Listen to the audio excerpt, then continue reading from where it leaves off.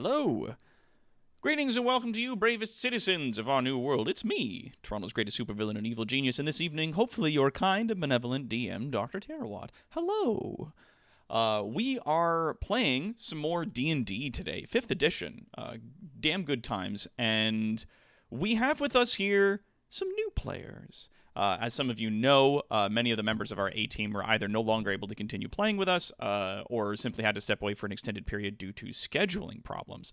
So we have decided to bring some new people on. Some of you know these folks, some of you don't.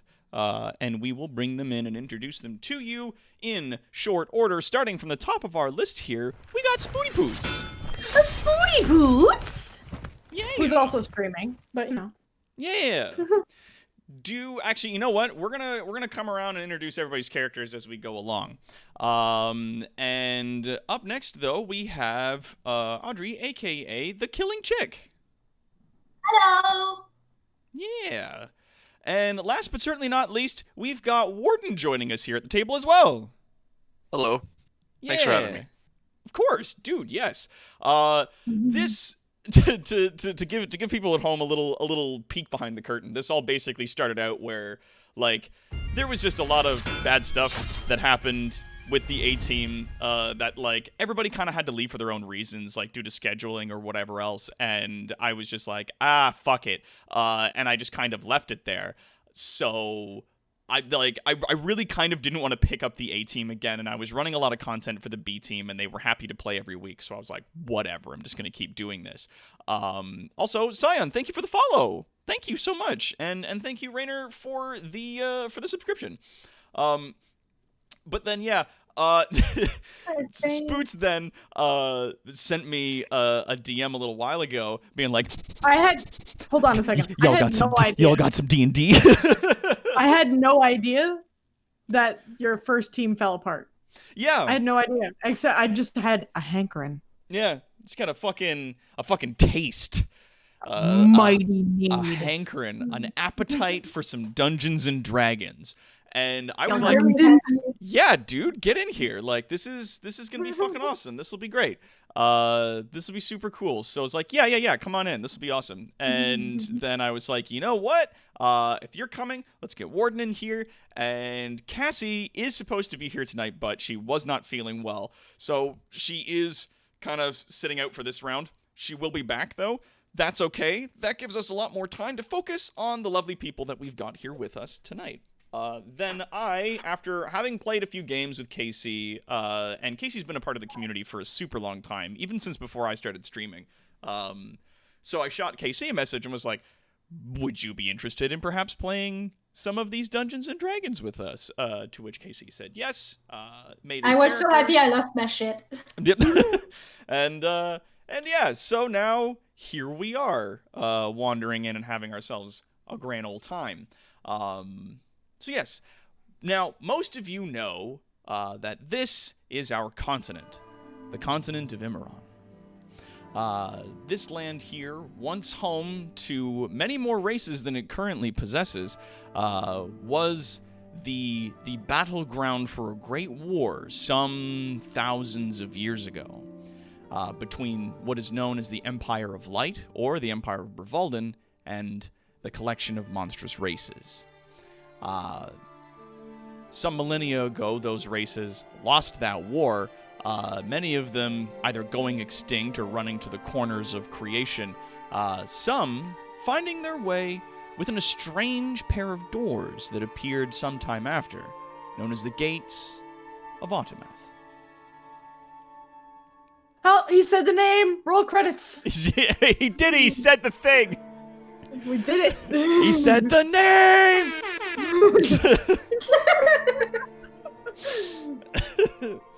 So,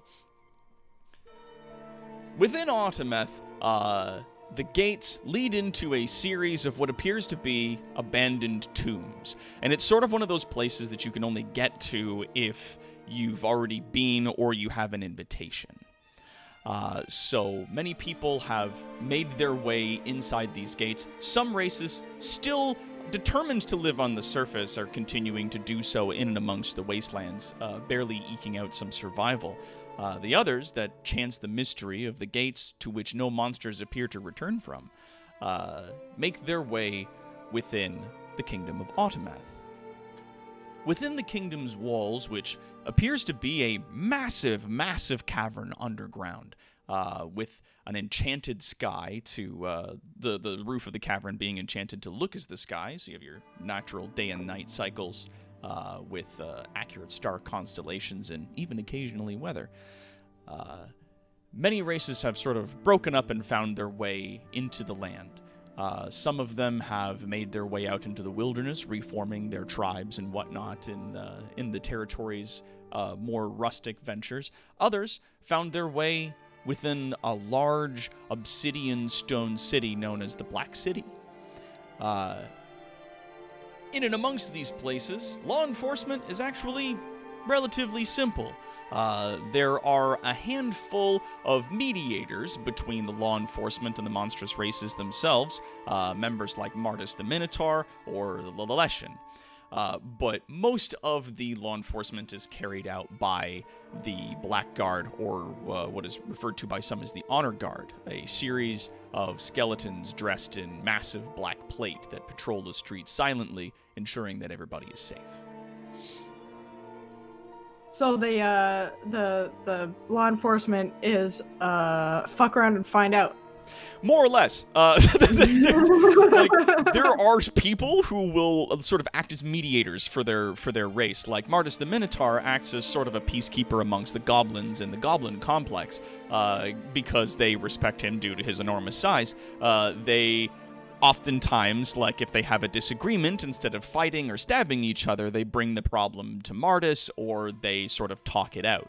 A lot of the races, as a result of this, have become considerably more passive than legends would have you believe of their extremely savage nature once on the surface.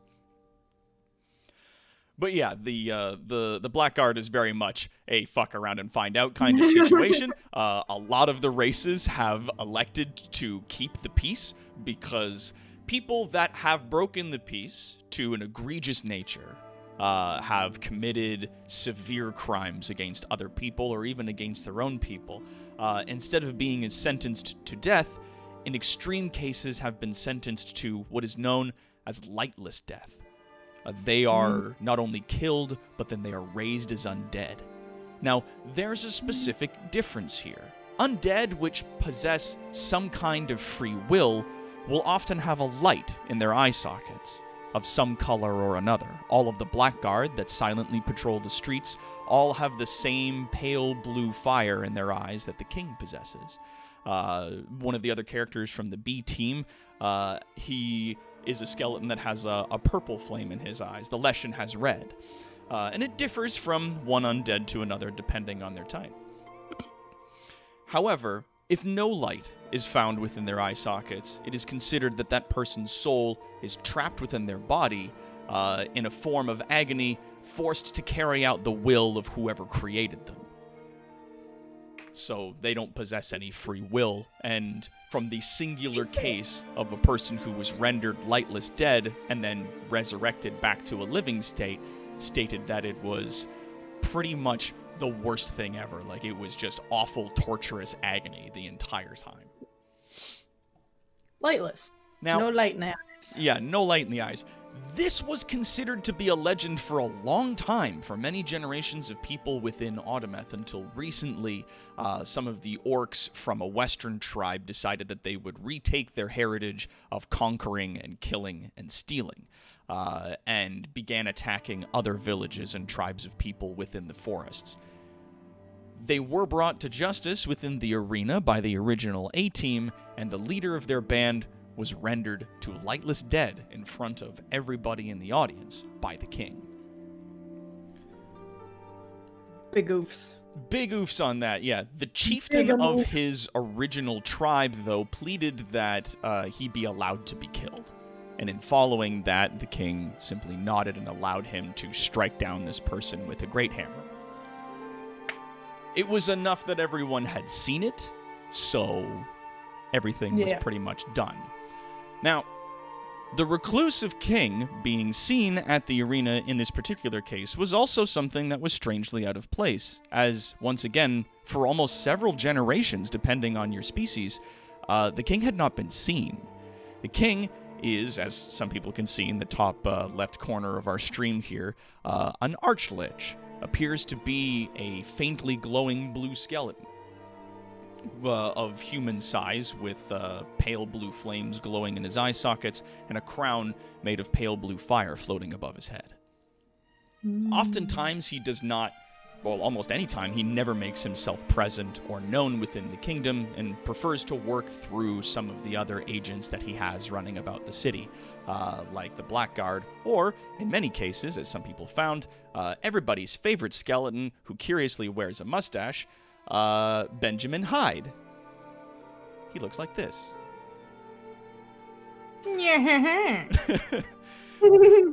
That's So dapper. I love it. I don't know, like... Yeah, he makes his way around the city, wearing his dapper clothing and his top hat. He also has a small pale blue flames in his eye sockets, and curiously has a mustache that is affixed to his face through means by which has eluded many of the people in the kingdom so far. Is that his cool guy outfit that he always wears under his regular outfit? It's a cool guy. Cool guy. There's spaghetti under that hat, I just know it. I know there is. Don't lie to me. But yes. So,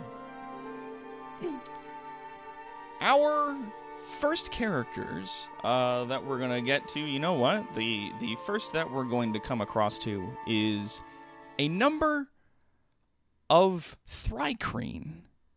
For those of you that don't know, there are monks, or rather there is a species of people that are a lot like praying mantis people that walk on two legs and are usually a very survivalistic type of folks. Within the kingdom, burrowed into the side of the cavern on the northwestern corner, outside of the Black City, is one such monastery, a group of monks, known as the Monks of the Empty Soul. I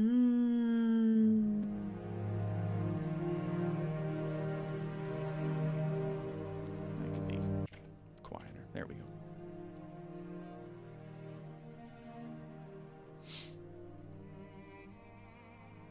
And it is here that we found our first character. Yeah, that can go a little bit louder. Let's try 15. Yeah. Yeah. It is here that we run into our first character. Warden, would you like to describe your character to us? Like physically? Yeah. What does he look like? Well, he stands a little under 7 feet tall. His including the curvature of his legs. He's got hard chitinous skin that's usually a bright green color, almost the same color, like almost an emerald color. But it has been known to shift in color, like most Thri-kreen can. He wears a simple set of monk's robes, a rope belt, and carries around his necklace a string of prayer beads, large jade-looking beads. Mm-hmm. What color jade? Jade, like green jade. Common traditional is green. Yeah. traditional common jade. Jade the color and jade the stone. Though yes, jade is possible for it to come in other colors, but yes, it would be jade green, jade prayer beads. Yes, these Thri-kreen monks of the Way of the Empty Soul dug their monastery and carved it out of the mountainside. Now, the stairs leading up to this monastery aren't hidden, but they are relatively small. And, you could fit maybe 2 people standing astride, leading up to the humble door on the front of the monastery. That said, it is hard to find, as there is no pathway or walkway that leads up to the front of the stairs that lead into the mountain. And due to the sort of mountainous side of the cavern, the monastery itself is quite occluded from view. Now, running this monastery is a trio of masters.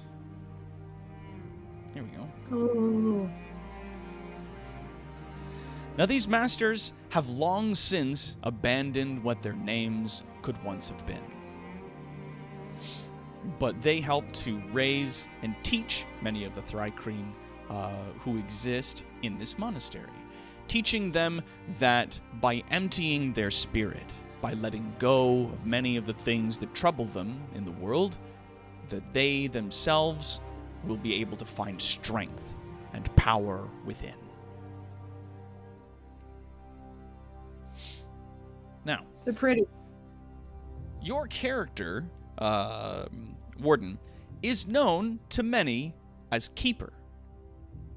But this is a strangeness amongst the people of the Thri-kreen, as many of them, their names are not pronounceable in the common tongue. So instead, when they step outside the monastery walls, they each take the name of Keeper. It is both a name and a title amongst their people for one who is outside the monastery, either on some mission or quest or a way of growth. Now you have two friends who live here with you. The first of whom is a slightly younger Thri-kreen. He looks like this.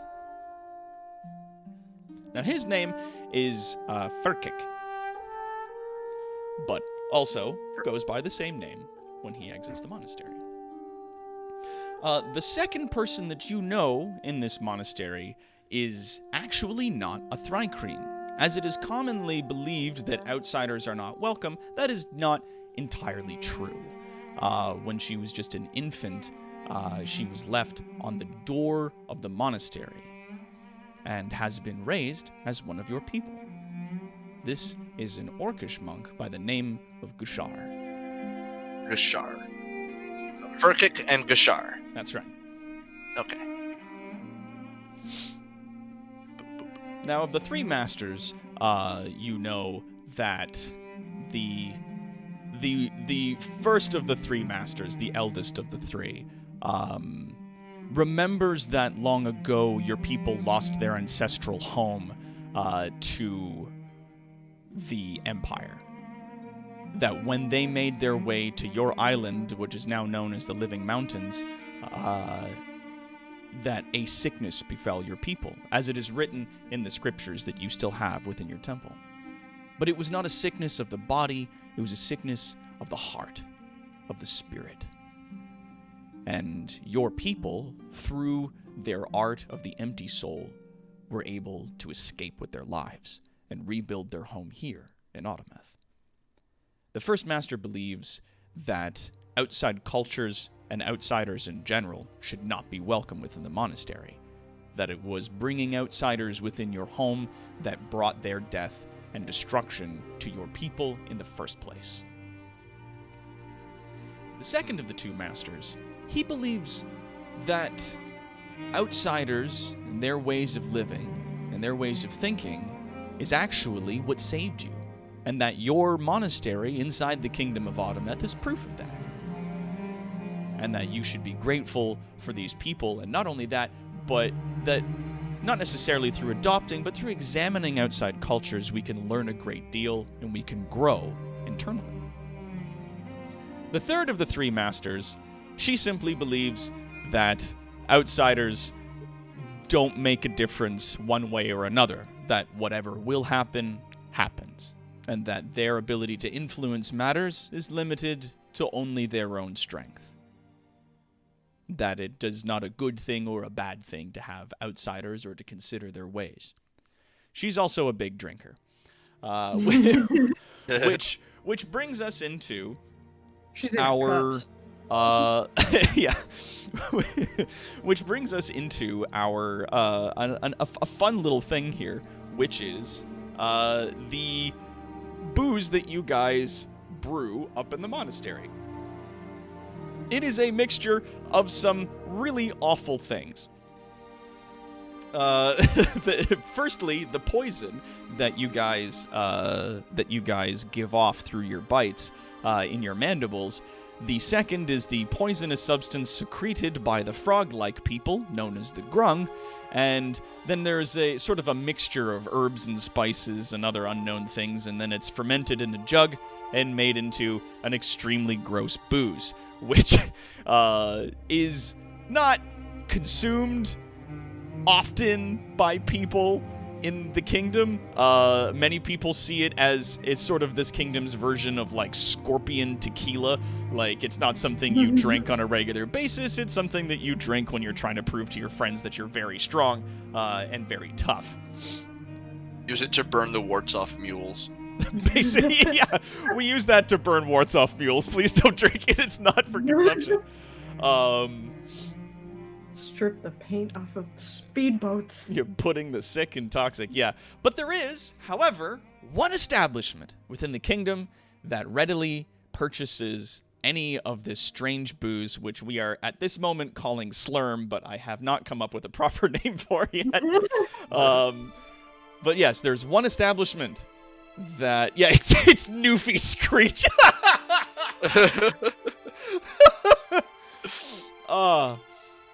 We could call it Screech. It's a simple enough term. Thrycreen Screech. Because that's the first thing you do. Like, the first time you drink it, that's all you do. You screech in pain.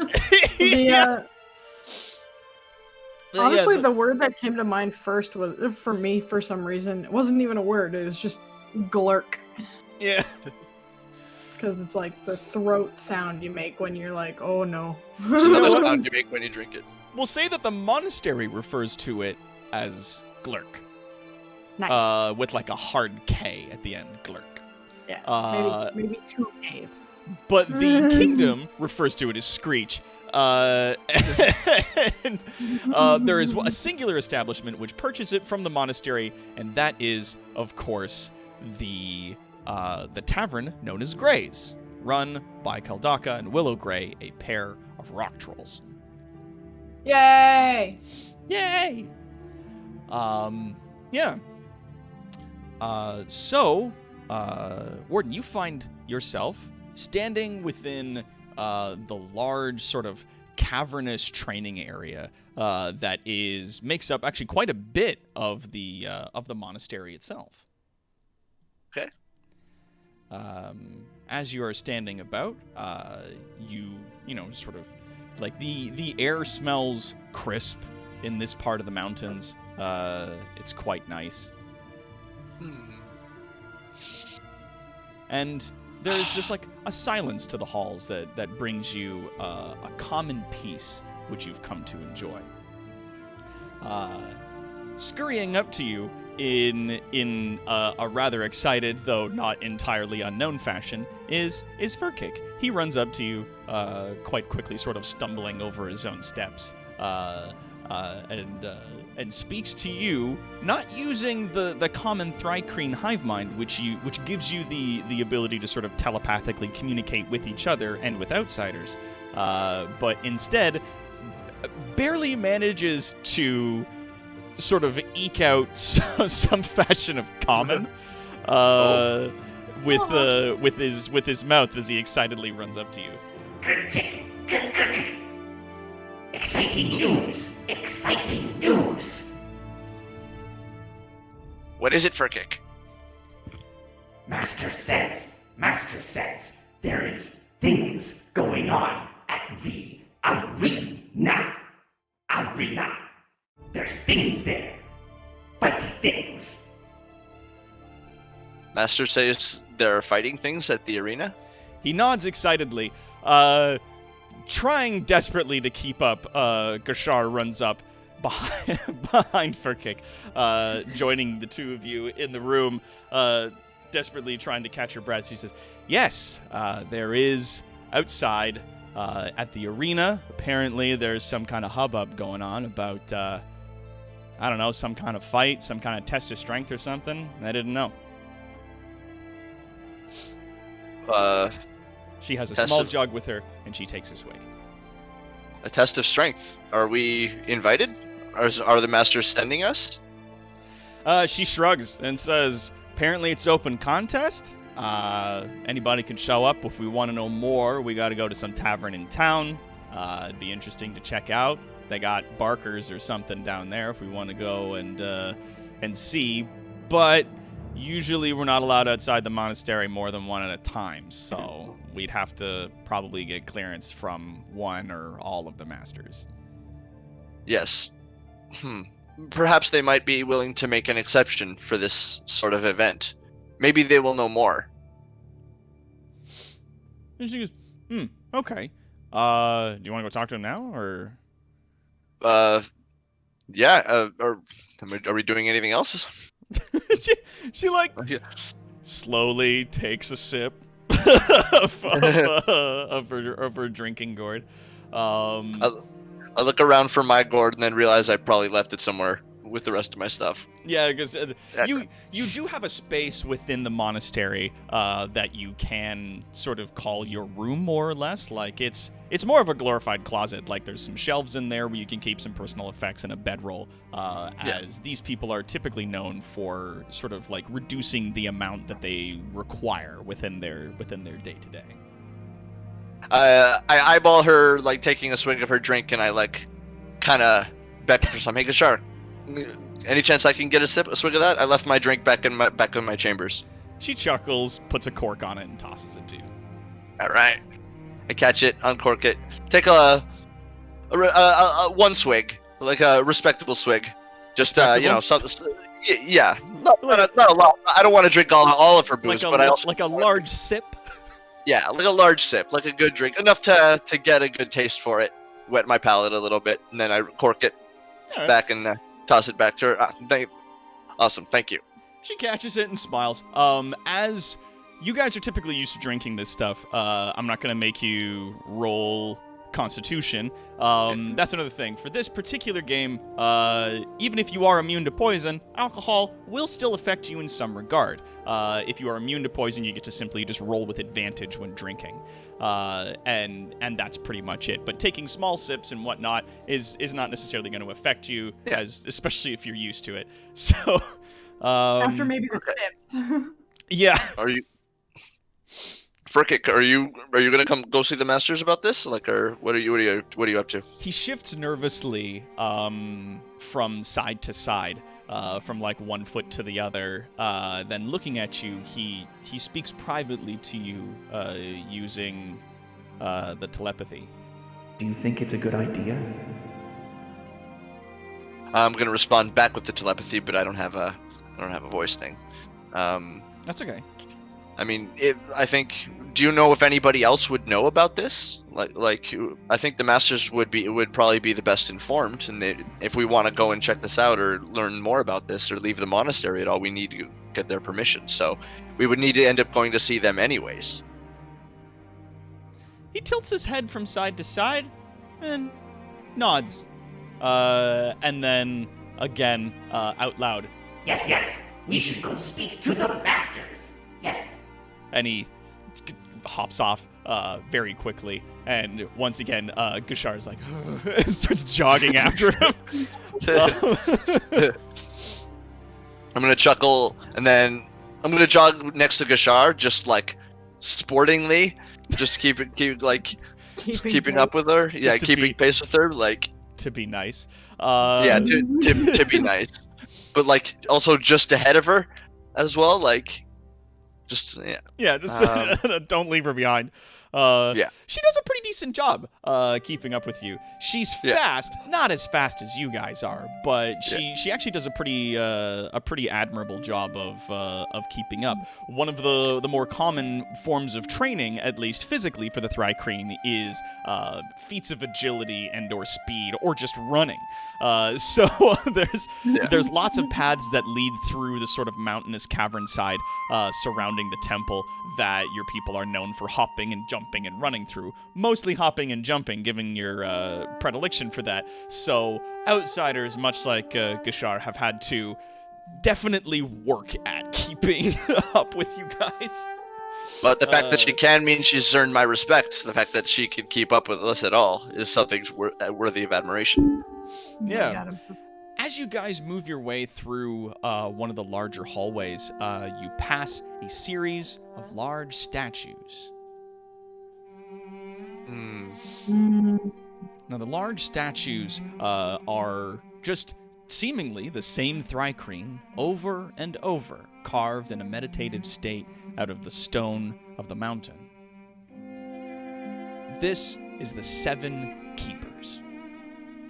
Sort of, not necessarily gods, as it is sort of revered folklore. It would be like having a statue to Hercules or something like that. And it is statues that some of the monks, on some occasions, have been known to pray at for guidance, or just simply meditate in front of for the quiet. As you guys are running down the hallways, passing the Seven Keepers, you do see, saints, Balthus, that's a very good word for it. As you guys are running past, you see a number of other Thri-kreen monks quietly sitting, meditating in front, as you scurry past. Leading into another smaller chamber, you are met by the three masters, who are sitting about. They're standing sort of just looking at each other, and you get the feeling that they're communicating with one another.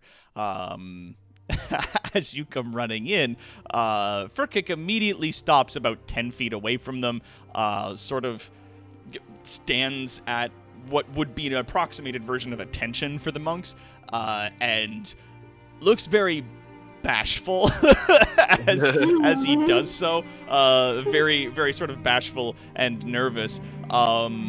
The center master looks to the three of you approaching and smiles as much as a Thri-kreen can, and nods his head to each of you and seems to broadly speak to all of you using his telepathy. As soon as I notice one of the so I'm standing in front of the masters with Furkik, and Gashar's here as well. I assume she caught up. She catches in, yeah. So Okay. she comes in a little bit out of breath, Okay. but she's doing well Okay. for herself. Once they're like next to me, and as soon as I notice one of the masters like notice me, I'm gonna kneel. I kneel in respect. They And I nod to you, kind of and the third master, she gestures for you to stand. Oh, okay, then I stand. Looking at the three of you, the center master smiles, and then speaks telepathically. So, I guess you've heard the news. Isn't that right, Furkik? And Furkik sort of shimmies back and forth. Kicks a stone, Yeah, shuffles kicks his- a little rock, shuffles in place, looking real bashful. Because he's just sort of come to realize that getting the three of you all together and running back towards them, it's obviously he's heard something, and obviously he was listening to their conversation. The first and eldest master frowns down at Furkik and says, Some should mind their business. Some should not be so curious of the outside. Furkik simply bows in apology. I remain at attention, and I kind of make note of that. So, I'm gonna. Says the center master. let's hear it. And he looks to you. Furkik sends word of some sort of challenge or test of strength at the arena. Something going on outside the monastery. He nods. We were hoping you would know more. We don't really know, but we wish to know more. He We were nods hoping. and looks to the eldest of the three, who, with his one eye, sort of scans over the three of you. Yes. Word has found its way to us that there is some sort of contest. Brutes swinging blunted objects at each other. It is beneath us to be seen at presence at such an event. And he sort of casts a glare at the other two masters, who roll their eyes, as the two of them were present in the audience for the A-Team's original debut in the arena fighting against the orcs. I bow and I acknowledge the first master who just spoke. But master, respectfully, do we not know better? If it's just brutes swinging their weapons, what is that? That's not true strength. That is an illusion of strength. That is just merely a falsehood. We know the way. We can show them. As you speak, the master in the center smiles to you, but the elder of the three furrows his brow a little bit. In your version of that, sort of the antenna move. I get you. He's just... All the more reason for us to remain here. We have no business sharing our art with outsiders. And he casts a knowing glance over at Gushar. The center of the masters waves him off with one of his hands. And says, Now, we don't need any of that. Come.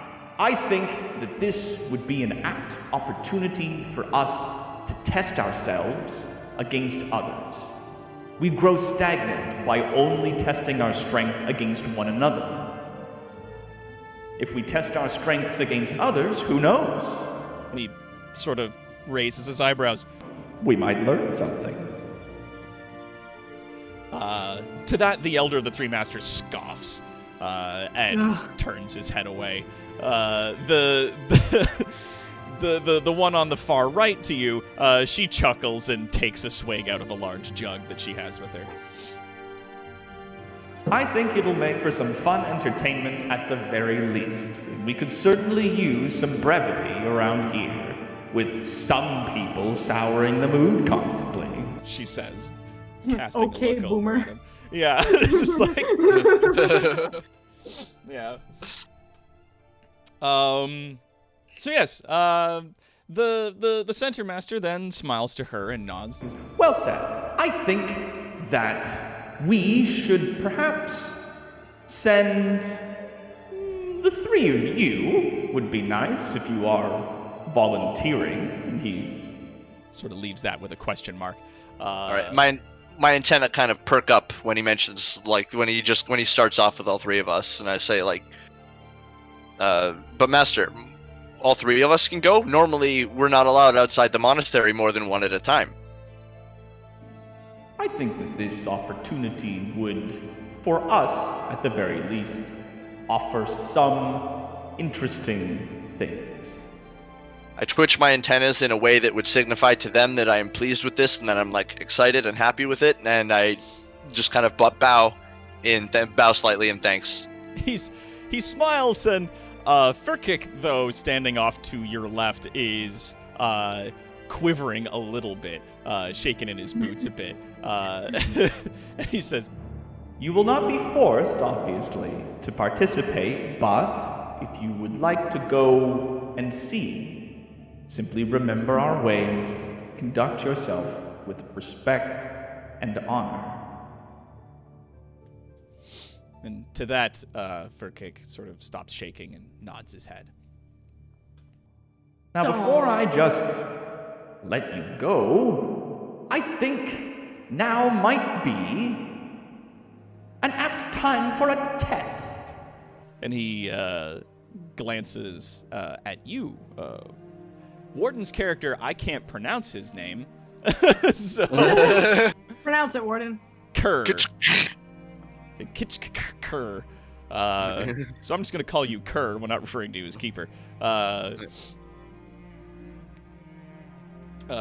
he sort of gives you a look and says, Would you accept this test? I step forward, I bow respectfully, and I say, yeah, I accept any test placed before me. I will prove my strength and my wisdom.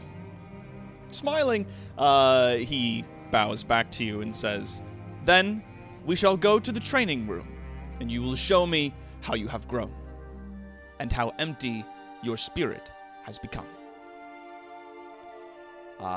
In a few moments, he walks you back into the large room you see pictured here, past the statues of the seven.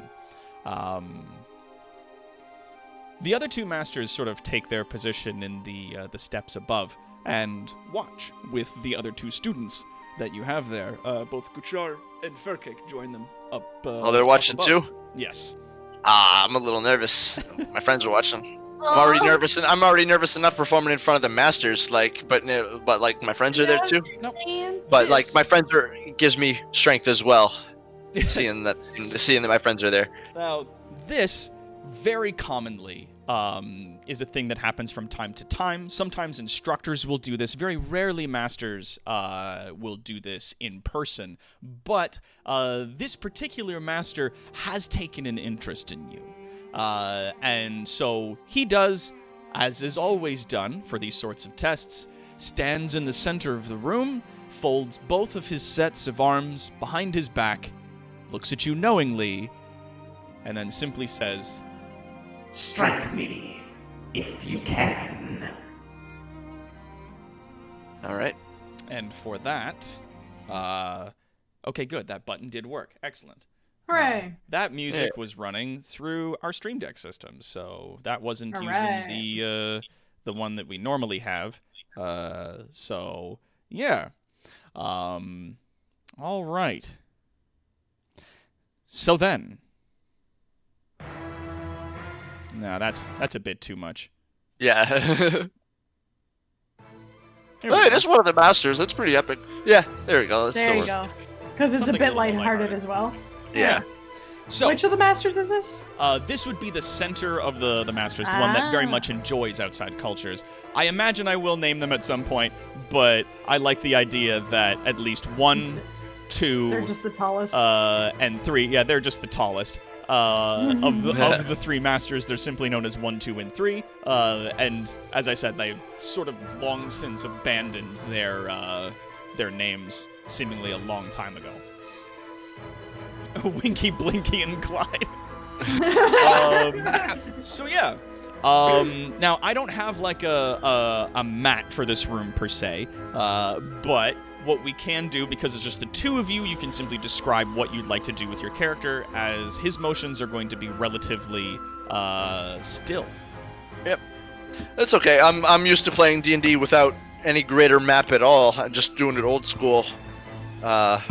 Like just with pen and paper and just character sheets and when freeforming we it. couldn't find grid paper. We couldn't find grid paper. I didn't want to spend like 4 hours drawing it. That is fair. Yeah, this was also a long time ago. Okay, Anyway. so I'm gonna start off. I'm gonna take a deep breath, and let's ready myself. How far away is he from me? He is standing about 20 feet from you, at the center About of the 20 room. feet. Yeah, you All are right. on the outer ring of the room, so that's about 20 to 30 feet.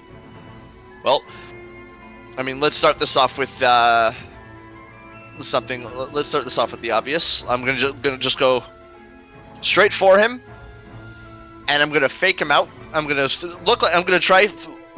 make a strike. Okay. But my objective is just to fake him out and get him to dodge the first strike, so I can get him with a kick. Oh, So okay. the kick is the real attack, but You're gonna try to do like a fake Oh, out. swipe. I'm doing a fake out or a fake. False swipe. Mm. All right. Yeah. So like you absolutely blast across the room straight at him, and open up with this punch. Roll the hit, to see at least if you can fake him out with this, or do you wanna roll just like did a because this would be, if you're trying to Ooh, fake him maybe out, a that would be deception- a that would be deception check. performance. Yeah, because Performance? yeah, deception's not a thing anymore, is it? Is deception on the sheet? Yeah, it is. It is? Yeah. It is. So I would say then, yeah, if you're gonna try to like fake him out, Roll a deception. roll deception, but add your dexterity instead of charisma. Oh, okay. How do I do that? It might just be a charisma check. roll deception. There you go. 1d20 minus 1. I rolled a 17. Yeah. So You rolled but 17 instead and of then minus 1, so it would be a 21 for deception. Okay. Ooh. All right. High dex. All right. Using Now my roll. dex. Now roll to hit for your I- kick. Do you want to use the hit that I did? I rolled the unarmed strike beforehand. You want to just use that roll? Or If you want make to use another the roll? 14, you can go for it, or you can go for another thing. Let's go for another. Bam, 14 again. It's another 14. All right. It's set in the stars. 14 was destined. Now, as you like blast across the room towards him at just like the blinding speed that you can normally move at, you go in for the punch, fake, and then you swing in with a kick. And in that sort of like you didn't see this happen, but they practice the same art of the empty soul that you do. Obviously, this is sort of another word for one of the monk subclasses known as the astral self, the way of the astral self. With both his sets of arms behind his back, you bring up a foot to kick, and suddenly, blasting into appearance, one of his astral arms manages to just get in time and catch your foot as it's coming up. Or at the very least, block it. Like, his arm comes out to block it. He keeps his eyes fixed on you, and it is your turn again. All right, I'm surprised at how, like, I'm not surprised at the arm, but I'm just surprised at just how bloody fast it was. I was not expecting it. Like, you know, you anticipate the Masters being good, but okay. He, he was able to see through my fake out. Let's see. I'm going to bring up my other leg and try and kick off of his torso to put some distance between us. Absolutely. Roll me acrobatics. And disengage? Yeah.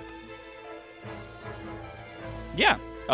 So you, like, with your one foot up that he's blocked with one astral arm, you spin up and kick off him with your other foot. As you about to plant that foot on his chest, his second astral hand comes out of his chest and catches your foot.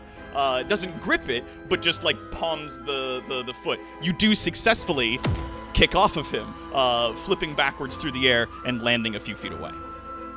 Okay. Nice. All right, I'm gonna twitch my antenna and can I make an insight check? Try and analyze where his arms are coming out of, like what if there's any kind of sort of openings. Is he guarding his upper half, his lower half more than others? Yeah, try and glean what I can. Okay, so 14. The one arm that came out and caught your first leg is coming out of his left shoulder. The second arm came right out of the center of his chest. A technique that you're not entirely familiar with. But as that's happened, though, when you flipped backwards through the air and landed, it seems the arm is shifted to coming out of his right shoulder. So both of his hands are now out and in a ready stance. You do, with a 14 in insight, you do see that he is taking a defensive stance. Okay. All right. Fair enough. How far away? There is not supposed to be an arm there. And yet there is. How far away is he from the furthest wall behind him? The distance from the center to the edge of the ring is about 30 feet. There's about another 10 feet beyond that to the wall. Distance from the center of the room. So it'd be about 40 feet-ish. About 40 feet-ish from him. Okay.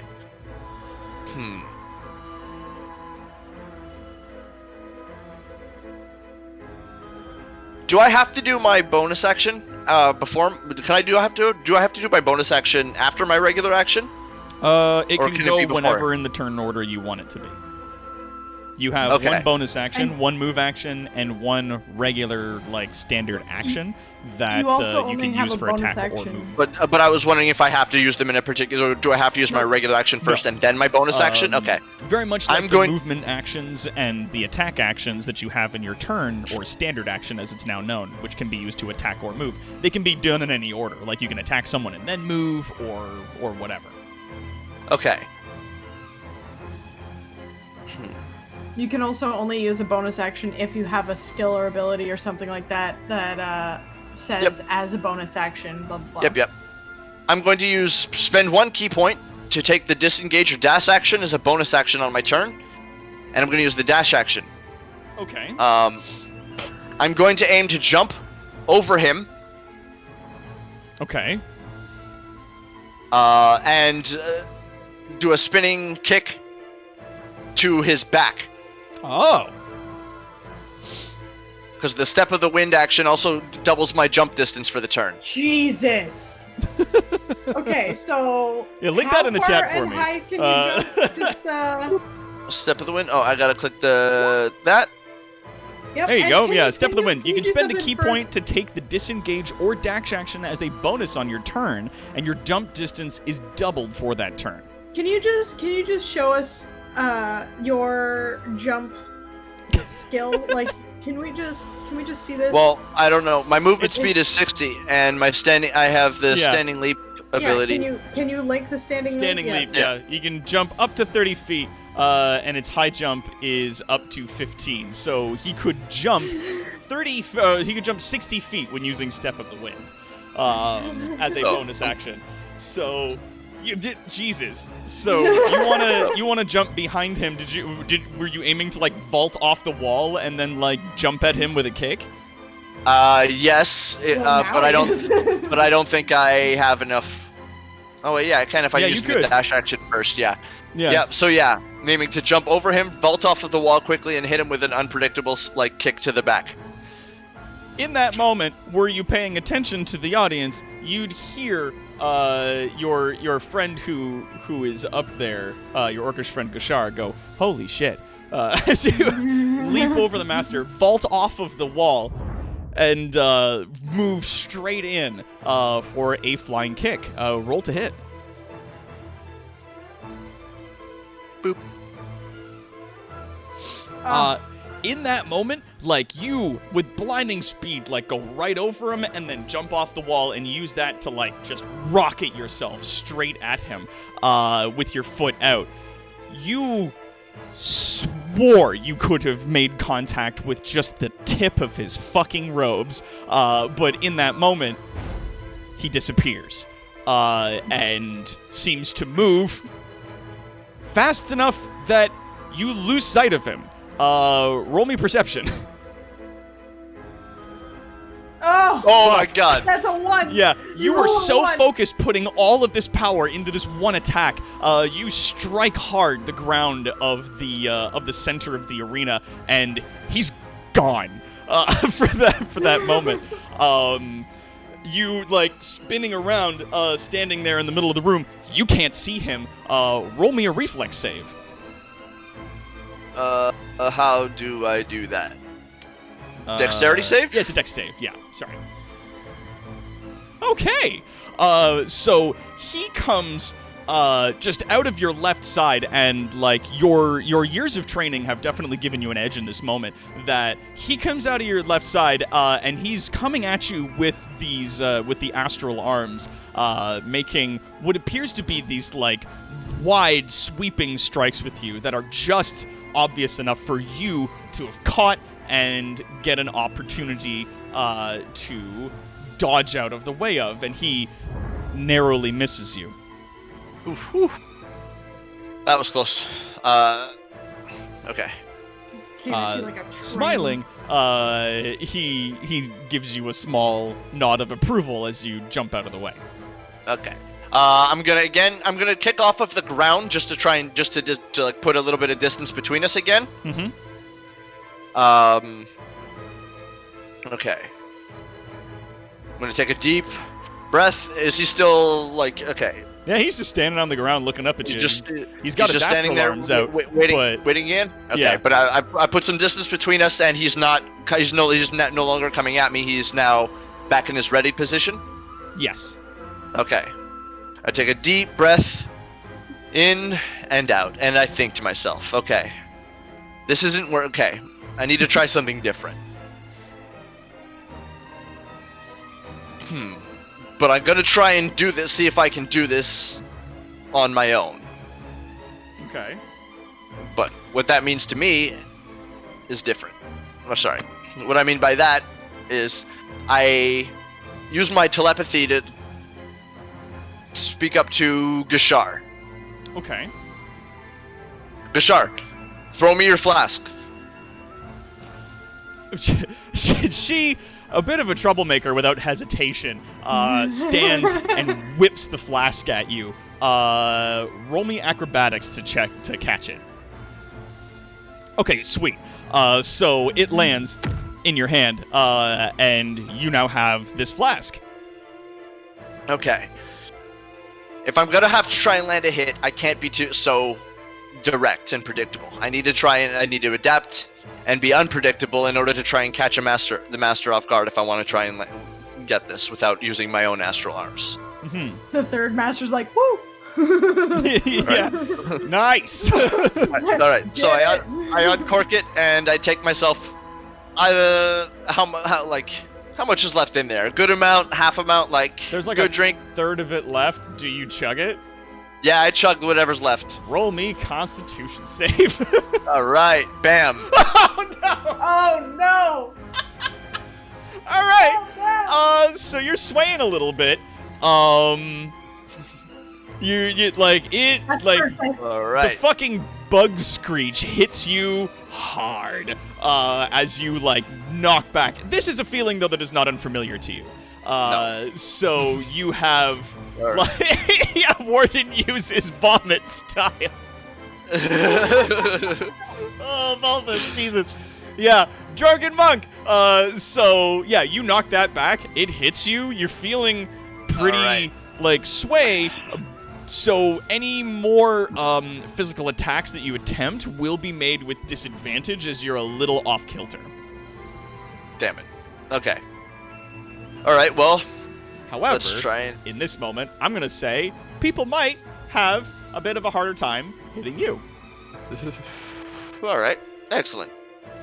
Disadvantage is more. Watching you do this, the master continues to stand a little left of the center of the room now, and kind of smiles and tilts his head to one side, and you can hear him inside your thoughts go, "Okay." So All I'm right. just like, want to see how this goes. All right. All right. All right. Now let's see. So I start fucking swaying. Yeah. Now, back and forth, like in an exaggerated manner. Mm-hmm. All right, and then I'm gonna make a run at him. Yep. And then I'm going to aim to fall flat on my face. And then I'm going to ready an action. Okay. If he comes at me, I'm going to spring my legs up and try and kick him in the face backwards. Oh, you're trying to do like a back kick? Yeah, like a surprise attack. And I'm you'll not make a ready actually action Yeah. to do this once he gets close enough to you, yes? Yeah. Yes. All right, so you... Good God. You run to the middle of the room and absolutely faceplant. And it looks... Roll me performance. Hey, somebody's got to tank the floor. Performance for charisma again, or performance for dex or wisdom? Charisma again. roll again? me performance. Okay. Oh no! Oh god. So you absolutely running across the room, throw all your hands straight up and like pretend to trip and go and fall on your face. The master just goes like, okay, and just sort of like starts walking towards you. He does eventually, as you have are lying on the ground, he does. Yeah, Warden proceeds to kick his own ass. That's how I am with dice. He approaches you at a steady stroll. Still has his astral arms out, but he does eventually trigger your readied action. Like he gets close enough to you that you could spring and make the attack on him. Haha! Yeah, roll the hit. This was planned the entire time. Damn it! So you, oh god, do you want to do it or do you want me to do it? Like, no, you do it. Okay. So, you, with surprising dexterity, still for your drunken state, do this, like, spring backflip. You spring your trap, and you kick, and he is not there. You catch this just as you, like, finish the backflip, and you're sort of, like, midair just before you've hit the ground. You realize the space in front of you is completely fucking empty. Roll perception. All right. Well, because that went so well last time. Bam. Yeah. Yeah. Not much better. That's a +7. Like, you got Yeah, +7%. yeah. You rolled a fucking 10. Land on the ground. Oh no, I have. Do I have no, I only have disadvantage to hit. for hitting, yeah. Yeah, Jackie Jan. So you do this backflip. He's not there. You land on the ground and you get that like menacing feeling behind you, and you turn with only just enough time to see him with his 2 arms absolutely just land just a flurry of blows into you that go beyond your ability to count in the moment. But the thing is, each strike that he lands against you doesn't do anything. He pokes you with each of his fingers as he's doing it just from his astral form, just like pokes you all over the body. And that concludes the fight, where he dismisses his 2 arms and bows to you respectfully. I kind of scoff like, damn it, this is clearly over. I can't. Like, and I stand up and I bow respectfully. Like, I'm clearly no match for the master. He, smiling at you, says, That was very interesting. Were you setting a trap in the middle of combat? That was the intention, yes, master. To deceive with unpredictability. To use the alcohol to empty my mind, to empty my soul, and thus focus it. And use that sort of emptiness against my enemies. However, clearly it's no match for somebody who has mastered the art and who's practiced it as long as you have. I still clearly have much more to learn. He clicks and chuckles a little bit, but then he says, Understanding that your opponent is not only well trained, but is also rigidly trained, and will be able to use, some would say, obvious techniques to fight. Giving yourself an air of unpredictability and strange movements and even pretending to fall over mid-combat, I have to say, is tremendously clever. He gives you a pat on the shoulder with one of his upper arms. I am honored to have received such. I kind of feel my chest fill with a little. Like my pride is obviously hurt because I was trying to put on a show for my friends and obviously trying to impress the master and not get my ass kicked. Yeah. But his words kind of help heal that broken ego a little bit. Like it's not all bad, right? The master, he's like, legitimately, he's like, that was fucking smart. Like, and it's very much that like Avatar: The Last Airbender. That's like, using the terrain to fight an obviously older opponent. Like, that's clever. Kind of moment where he recognizes that like, clearly you saw that you were outmatched, and using your skills as a monk against his wouldn't have played you very well, but you attempted to use your younger age, higher speed, and unpredictability to your advantage on the fly. So it was very smart. Gushar runs up to the edge of the arena from the steps above and goes, "Oh, you got poked! Oh!"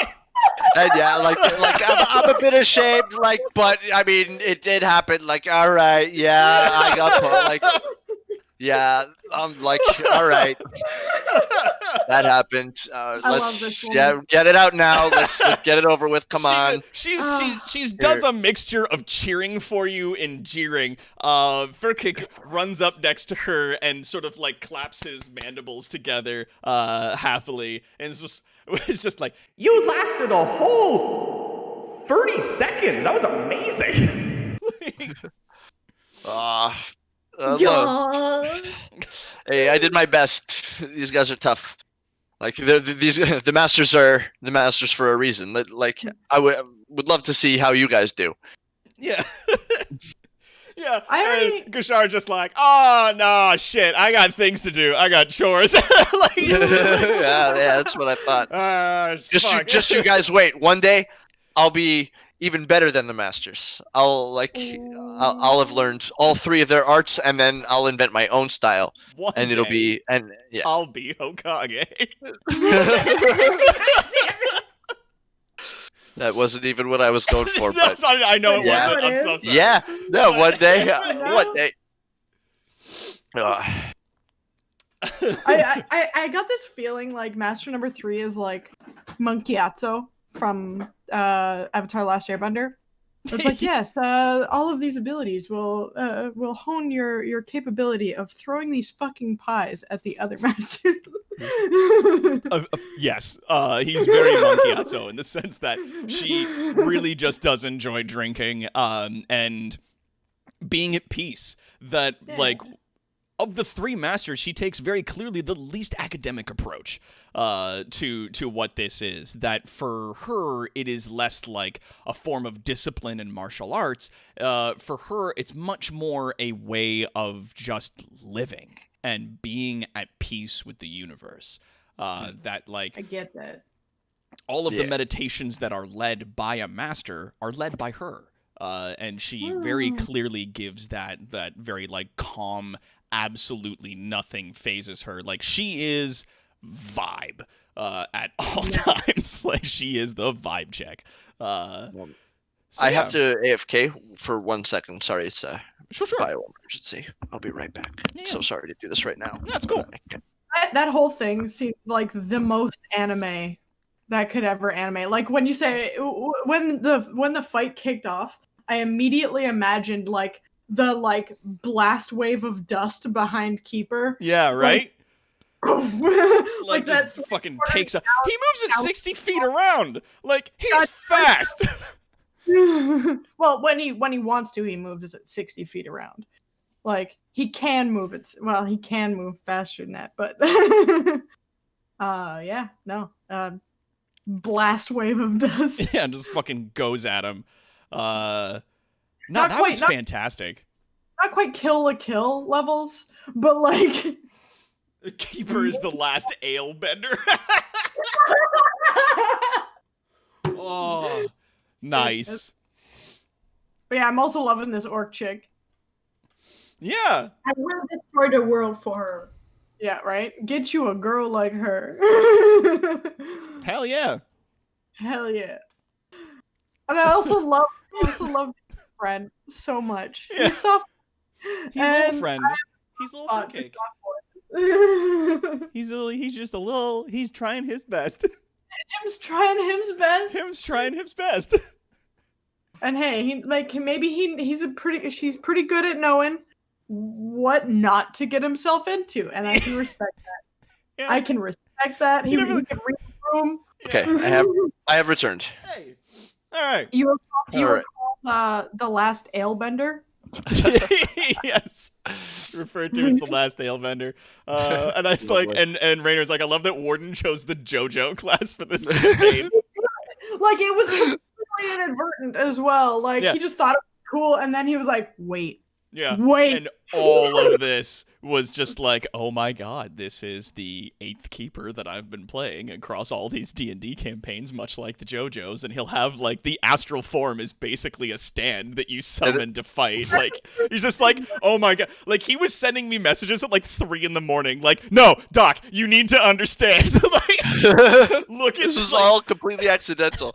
I had played the first Keepers were played back in 3.5 before I had ever seen JoJo, so you can't. Always Sunny whiteboard meme, like. Yeah, well, exactly. Like, it just brings you, like, oh my god.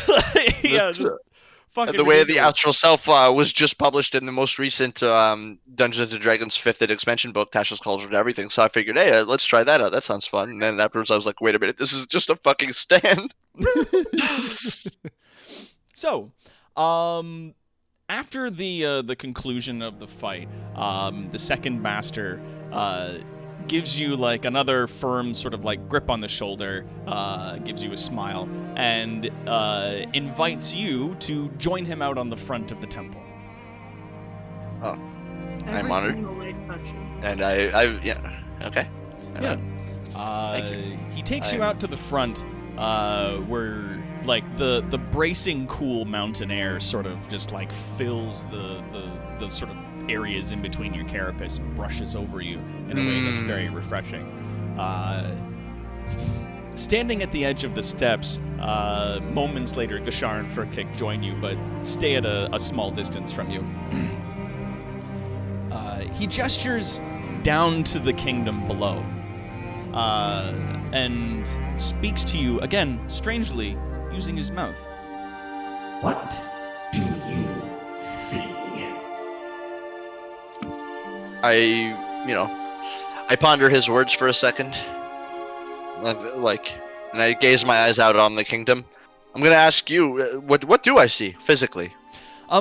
Physically, you see one side of the kingdom itself, like the Black City proper, the great obsidian walls that are there. You see a number of the buildings sort of poking up over it hither and thither. In the back, you see the Palace of Falling Leaves, the great structure where it has known the king to stay. Beyond that, you see surrounding the great obsidian walls, all of the trees seem to be stuck in a perpetual autumn. And beyond that, there are more trees, forests. You see sort of spread out amongst the distance. You can barely make out the other side from this height of the cavern itself. It's quite large, and it would take several days of travel to make it all the way across. You see a number of villages of different types of people, orcs and Tauren and Minotaur, and other people, trolls and whatnot, mixed in and amongst the trees. You, in fact, in the distance, see the large body of water that is home to the Frog people. I see chaos. I see fracture. I see people, different people, all trying to do their best. He nods. That is one way to see it. I have only seen so little. I'm on my travels. I usually just, going into the city, the taverns. I've only really done trade runs. I haven't really had much chance to explore or talk to people, but, from what I see so many different types of people, different types of beings. And he nods. And yet the world from a distance, it can be easy to forget that each of these villages were built by people like us. Each of them was born and grows. Each of them loves and fears. Perhaps this will be a good opportunity for you to see them closer, to understand them better. Master? Yeah, he sort of nods at you.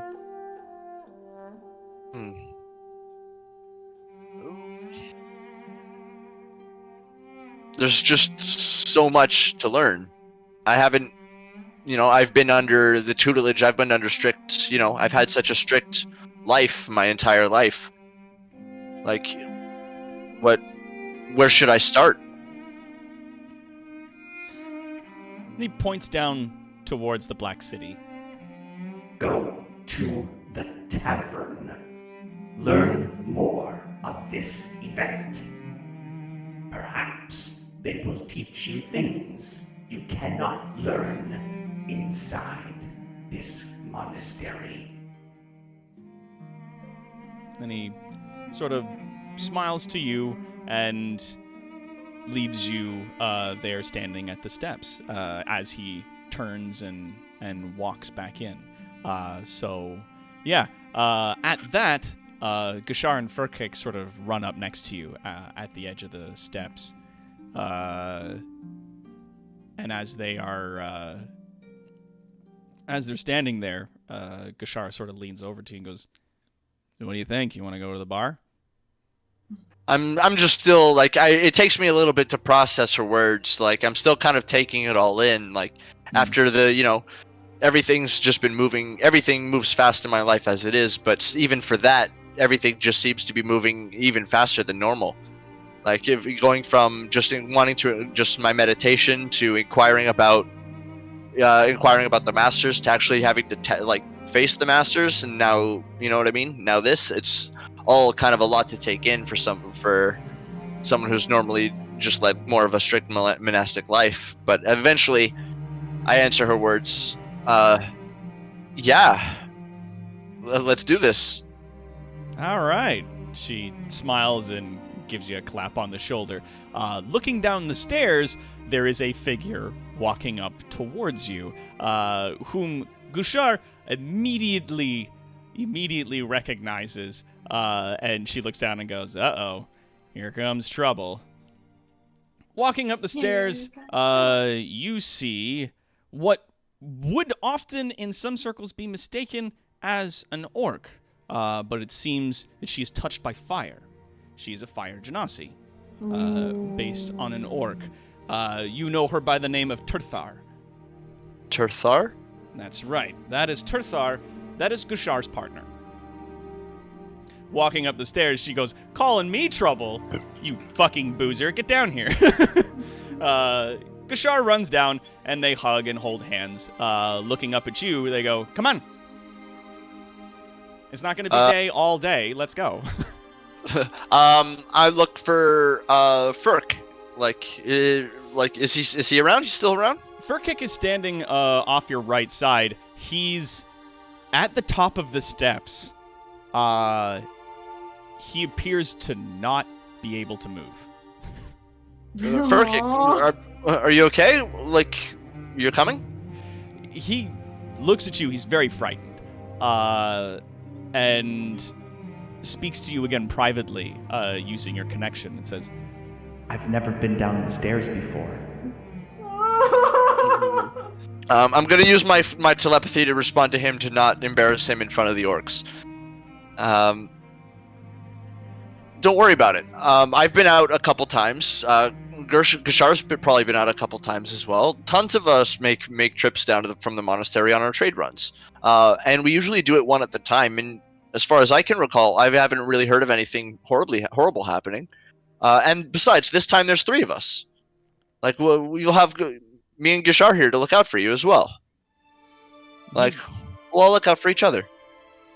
He looks down the stairs and then looks back at you again and says, Promise you won't lose me somewhere? I promise, Furk. Well, don't worry. We'll all look out for you. We'll all keep an eye on each other. He nervously takes one step down onto the first step away from the monastery. Turning to you, he smiles brightly, and with his mouth, he says, My name is Keeper. Yes. Then I smile and I kind of laugh and I say, yes, today we are all Keeper. Carefully, he continues to bound down the steps, and you guys make your way on the journey towards Gray's Tavern. And from there, we turn our focus to a different group of people. This group is a village down in the water that we've seen a little bit early. This is a village of the Grung. The Grung are a very lawful, frog-like people who live in sort of marsh areas and swamps and other lakes and other water places of the world. These particular guys... Yeah, let's get that one. Here we go. Yeah. Yeah. So we take ourselves now down to a Grung village, where we introduce ourselves to Casey's character, Floop. Casey? Yeah, that's me. That's you. Yeah, it's you. Casey, you find yourself, as often you always do, tending to the reeds and flowers and mushrooms that surround the water's edge, upon which your at least for your people, quite large village finds itself. It's still pretty early in the day, and things are still relatively nice out. And running up to you, you see a tiny little green grung who, I'm trying to get through this without...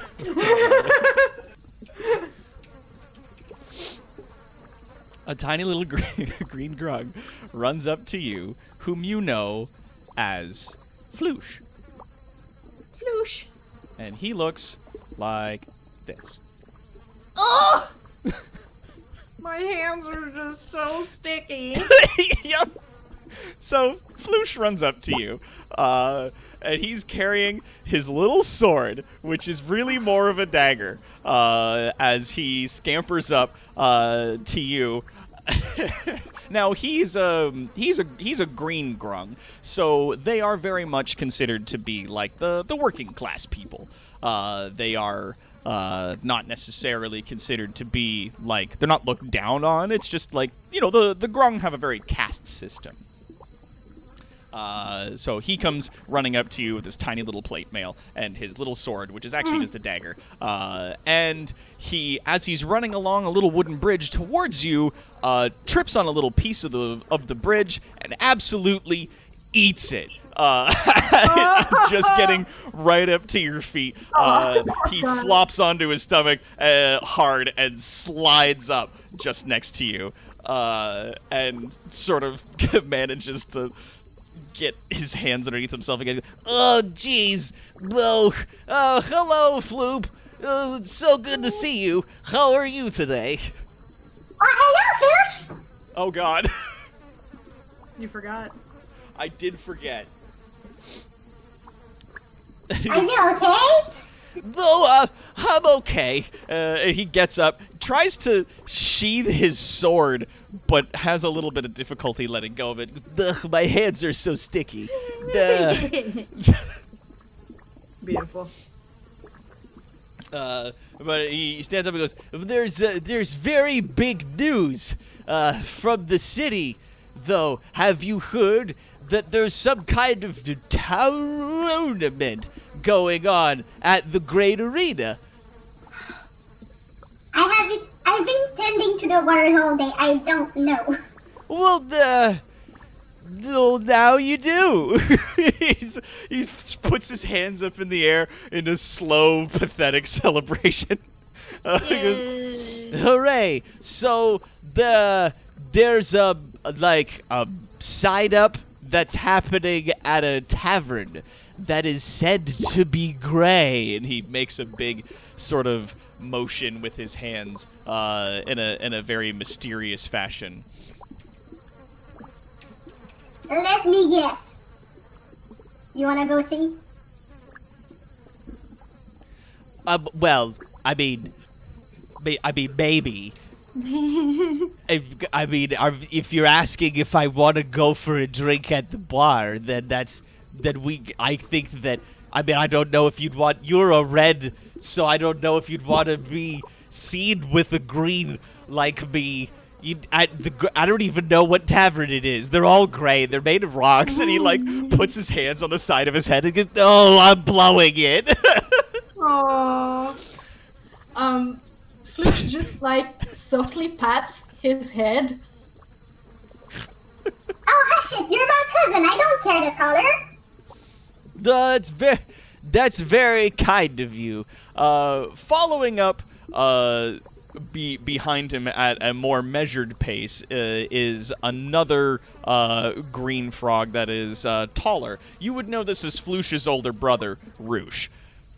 Oh my god.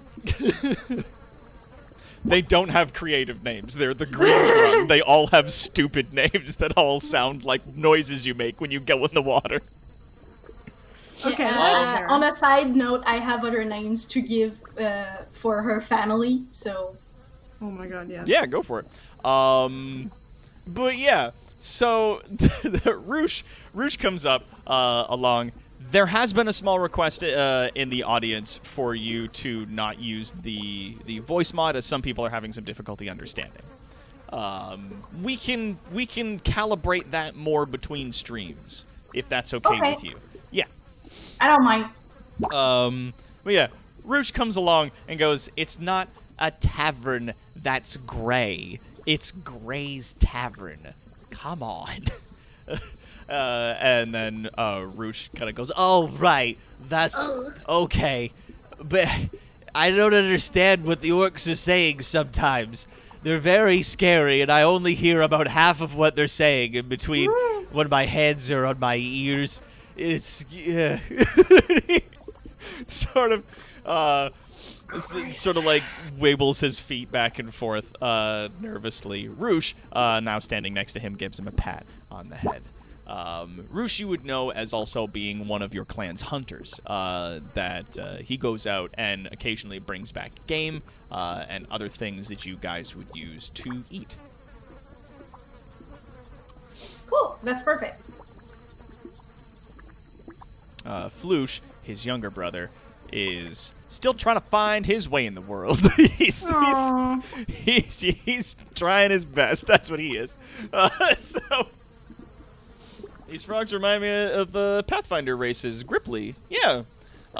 These were the Grung have been in Dungeons and Dragons, a race of frog people that for a long time have been monsters that you can run into. They secrete like a poisonous goop that constantly covers their skin, which can cause people who are susceptible to such to get poisoned if you attempt to grapple them. So, don't try to grab or lick the tiny frogs.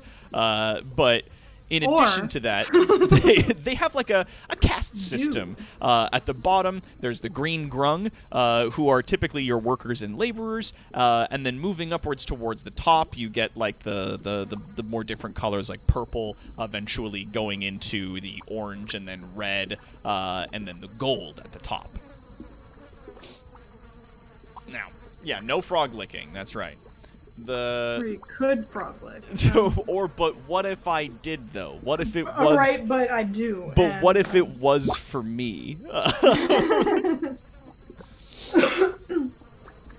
I just imagine Keeper licking a frog, saying, "I wanted real shit." Give me that good shit. Give it to me raw. I was gonna say Warden's been giggling. Yep. Yeah.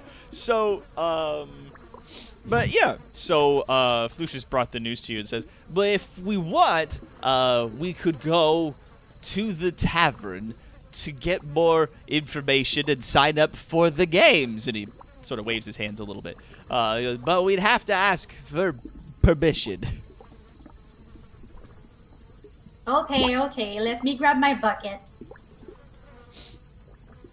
And she just like shuffles to the side and pulls on a bucket that was stuck in the mud. Yeah, got it. Oh, are you okay?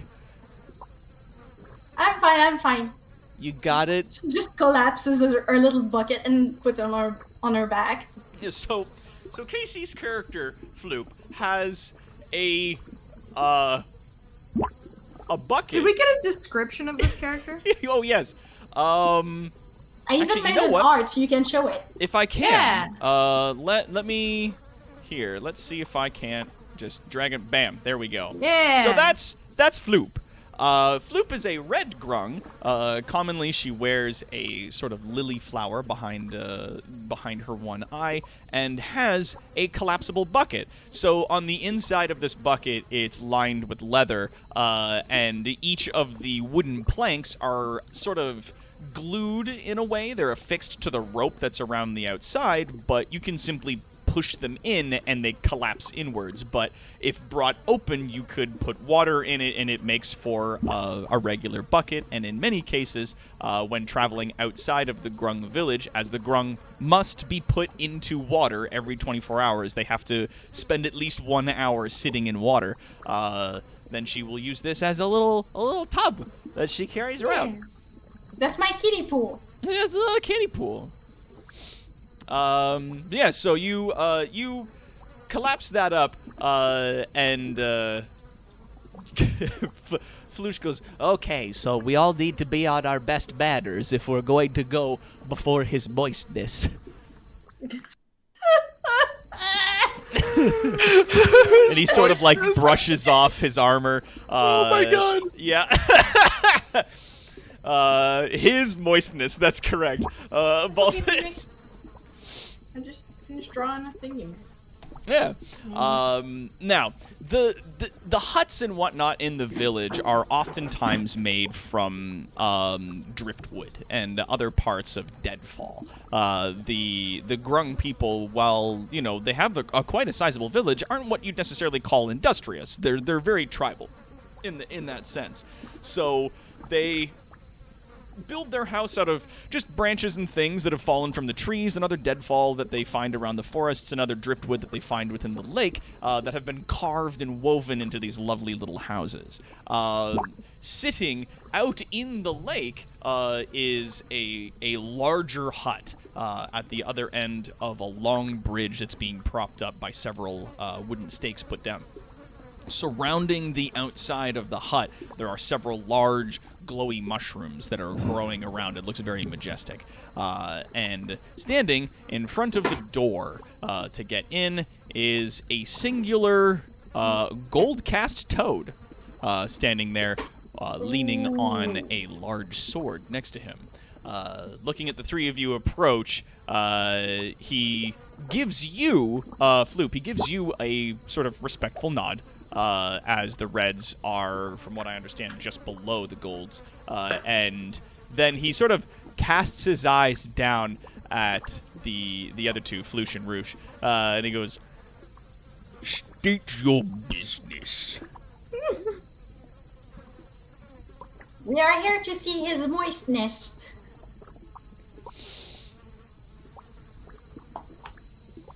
And he kind of nods and looks over each of you, and then regarding you specifically, Floopy goes, "Is it important?" Well, there has been a motion outside of the village, and we wish to investigate it.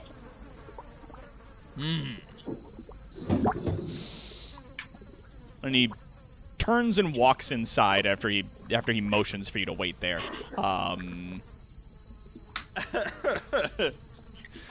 After a bit, he comes back out and nods to each of you and ushers you in. Entering into the hut, I don't have a picture for the inside of the hut just yet, but getting inside the hut, there is, in the center of it, sort of a lowered area that goes down below water level, and sitting in the center of the hut is a very large, very old, golden grung, who is wearing a robe and has in his mouth a great long pipe. I heard Warden from the other room go, "Ah!" Yeah, I had my mic muted. You heard me through the two rooms. Foodie's mic in a different room in the fucking house. Across the fucking house. Yeah! Yeah! Yeah. This is his moistness, the chieftain of your tribe, Berlufel. What's that he's got on his head? Nothing. Nothing. Don't worry about it. It's a word or something. Okay, it's a wart. He is small-sized. All of these creatures are small-sized creatures. He's big for a small-sized creature. Yeah. Maybe. Oh, yeah. I assume so. He would be classified as a large creature. Really? He's Yeah. big. He's fucking big. Okay. Especially amongst the grung, which are very typically between like 2.5 to 3.5 feet tall, classified as small class creatures, Berlufel sits at a large class. He quite literally fills the room, and sort of sits there, and every now and then takes a long drag from the massive pipe that is sitting at his one side of his mouth, blowing out a huge aromatic cloud of smoke that passes you and goes through the door out into the swamp.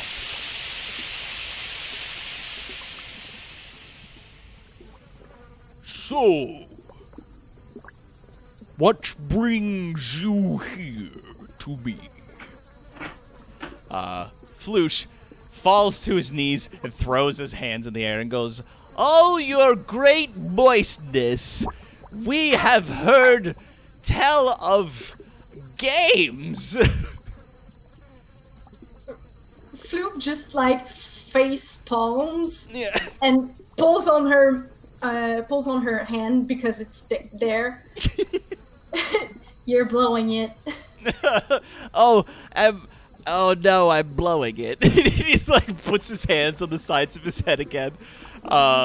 Roosh, his older brother, chimes in a little bit and goes, "There has been word that the arena will be used again sometime soon for warriors to come and test themselves, show themselves and their martial strength amongst the other people of our kingdom."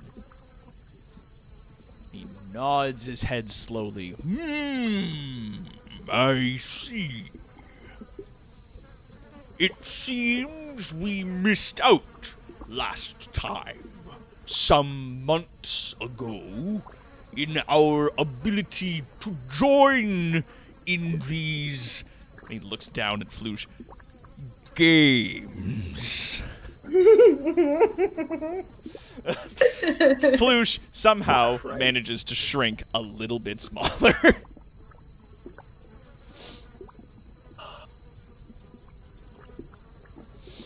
She just helps him up a little bit because it's her cousin and she cares for him, even if he's like clumsy as fuck. And he turns his pipe sort of back and forth in thought, and then lets out another great gas of this aromatic smoke from his nose that fills the room and then dissipates slowly over a few seconds. What do you think, Floop? Well, I think it's a good opportunity to show the rest of the world that the grungs are capable creatures. And he nods. Capable we are. Other people in this kingdom see us differently. They see us as small, sticky, wet. But we could be more. Perhaps we could show them our strength in a different way. At that, Roosh, the older of the two brothers, pokes up and says, "I could maybe be a part of an archery contest, if that's there." The chief nods and goes, in a big noise that shakes the hut that you stand in. He then turns an eye down to Floosh, and Floosh kind of goes, "I could, I don't know." He like kind of looks around, stab someone. He like kind of like gestures to his dagger, which to him is a full-sized sword, on his side, and he goes, then looks over to Floop. What? Well, Floop just basically nods.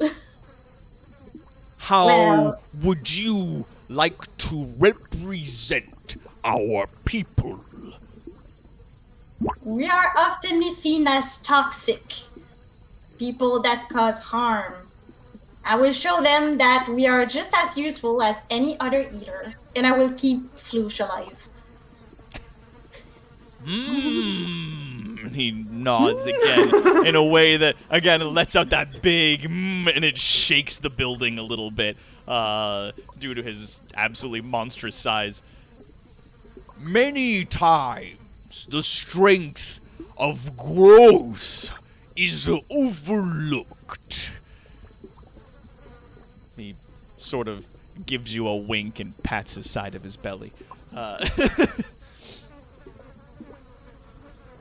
It is said that the group who won against the orcs, the most warlike of our people, was of a mixed group.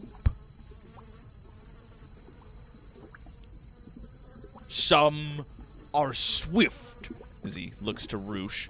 some are small, And he looks to Floosh. and some possess an easily overlooked ability to restore.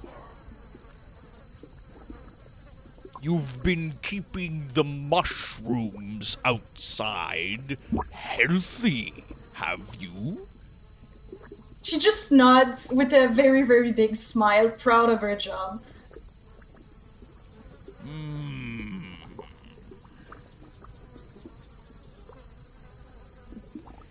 You will go to this place and find out more. As he says more, the building shakes a little bit more.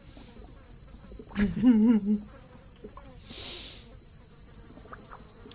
then he nods. I will be happy to do so, His Moistness. Floosh goes, "Oh, thank you, your moistness. That's very kind.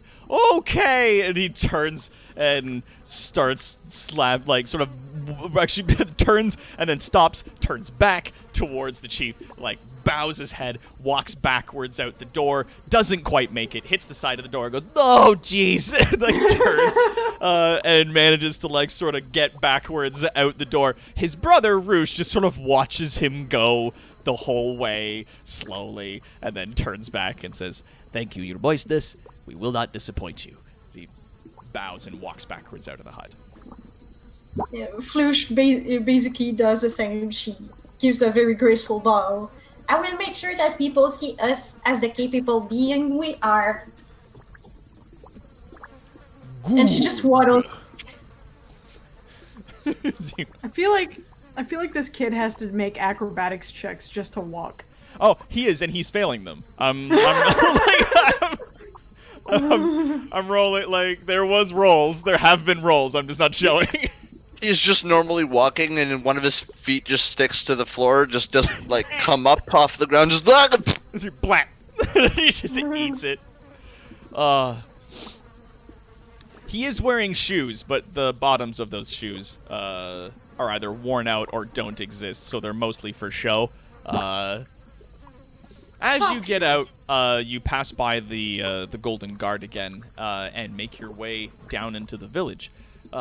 It is still relatively early in the day, about 10 or so in the morning. Floosh looks up to you and goes, "So, but should we go?" We'll make sure we can get there first. Let's grab some rations and whatnot. "Oh, that's a good idea." He kind of looks around the village. And he looks to his brother, and Roosh goes, "Yes, okay, we'll go pick up some food."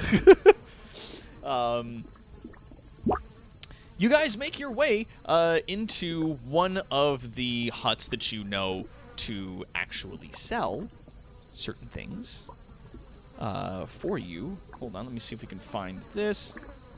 I mean, this is technically the music for someone else's shop, but we'll use this anyways. Yes. Yes! All right.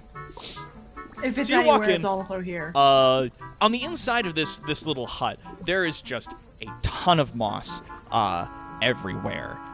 You see that there is a purple grung sitting in there, and there are little hangers all over the ceiling that also have moss coming out of them, and a number of packages and other things sort of strewn about in the open areas, sort of surrounding the edges of this little round hut. Watching you, she brightens up as the three of you enter, and she goes, Oh, would some of you like to buy any of my moss? Josh basically just nods amicably. We're preparing to go outside of the village. We need some rations. Oh, How long are you going to be gone for? She just pauses and looks at Floosh, then recapitulates her journey. You catch Floosh in a rare moment where he's sort of staring into space and his mouth is open. He sort of snaps back to reality quickly and goes, "What? Did you ask me something?" How long should we be out? I'm asking you because we both know that you can make it a bit longer. Oh, of course. And he turns to his brother. How long are we gonna be out, bro? And Froosh goes, "We should be about a day or so." It's about half day's travel there, and then we'll gather information and make our way back, I'm sure. Great! Then a day it is. The shopkeeper, she smiles and nods and goes, "Oh, so you'll only need about this much moss." And she takes one of the little planters down and sort of gathers it together and hands to you. You can put this into your inventory as 3 days of moss rations. Okay, I'm gonna add it. That'll be... She stops and sort of counts her fingers a bit. 2 silver. Oh, I give her the silvers. She takes it and then, like, just sort of puts it in a pile of money that's just kind of lying over in the corner of the room. And she, like, shakes her head at it. It's like, weird. And then turns back to you guys and goes, "So, can I get you anything else?" Not really, we should be fine. Okay. Make sure to constantly keep the moss moist. You don't want it drying out on you. It tastes terrible if it's dry. Alright, I'll make sure it stays moist. You guys make your way back out into the village. And yeah, you now are standing in and amongst the buildings. Froosh, the older of the 2 brothers, goes, "Okay, so I guess let's get on our way, yeah?" Yeah, let's go. All right. So the 3 of you then begin your journey towards the Black City. Turning our attention slightly. Let's bring us back to the map here to give everybody an idea as to where we've been and where we're going. So we were, just for a little while, up here in the mountains where the monastery is located. And then just now, we were down here in the lake. The village contains all of these grung.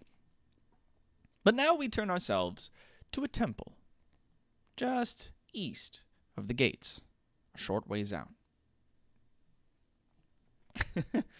Yeah, that's right, Mr. Classic Magic. Moist. Moist. Moist. East of the Black City, there is a large, not ruined temple, but fallen into several states of disuse.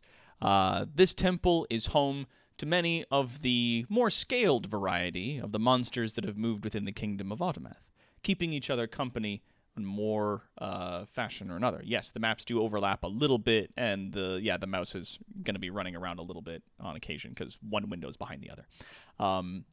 So in this large temple that is out there, this large sprawling stone structure, there lives a number of lizard folk. There's 1 or 2 draconians who live there quietly. Specifically, the one known as Bean, who is from the A-Team. She is a black draconian. There are a lot of lizard folk who live there, as well as a number of kobolds. Snek from the B-Team is also from this particular place, though he did take up residence within the palace after he began work as a janitor there for some time. Though what many will not tell you, or at the very least what many will usually avoid bringing up, is that beneath the temple there is a sprawling connection of rooms and tunnels belonging to the Yuan-Ti.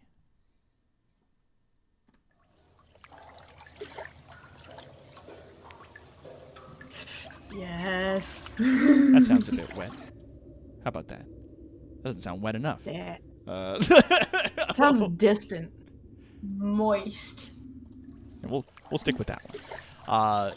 So, in and amongst these, you will find the last of the kingdom of the Yuan-Ti. Now, the Yuan-Ti typically come in 2 races. There are what is referred to as the Yuan-Ti purebloods, which look like humans if they had snake skin and other snake-like features. There are then also the Yuan-Ti abominations, which look much more like the Naga. Like they have arms and a head, but their lower half of their bodies are snakes. And yes, Palanthir, who has now just Googled this, the Yuan-Ti.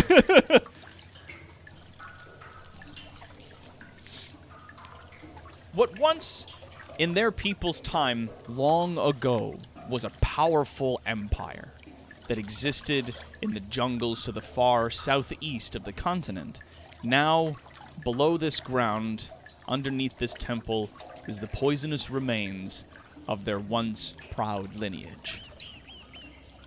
The people that were said, at least in the old texts and in stories of your people from ages past, the ones that did survive a great calamity that destroyed your kingdom and made their way finally to Autometh were given home here.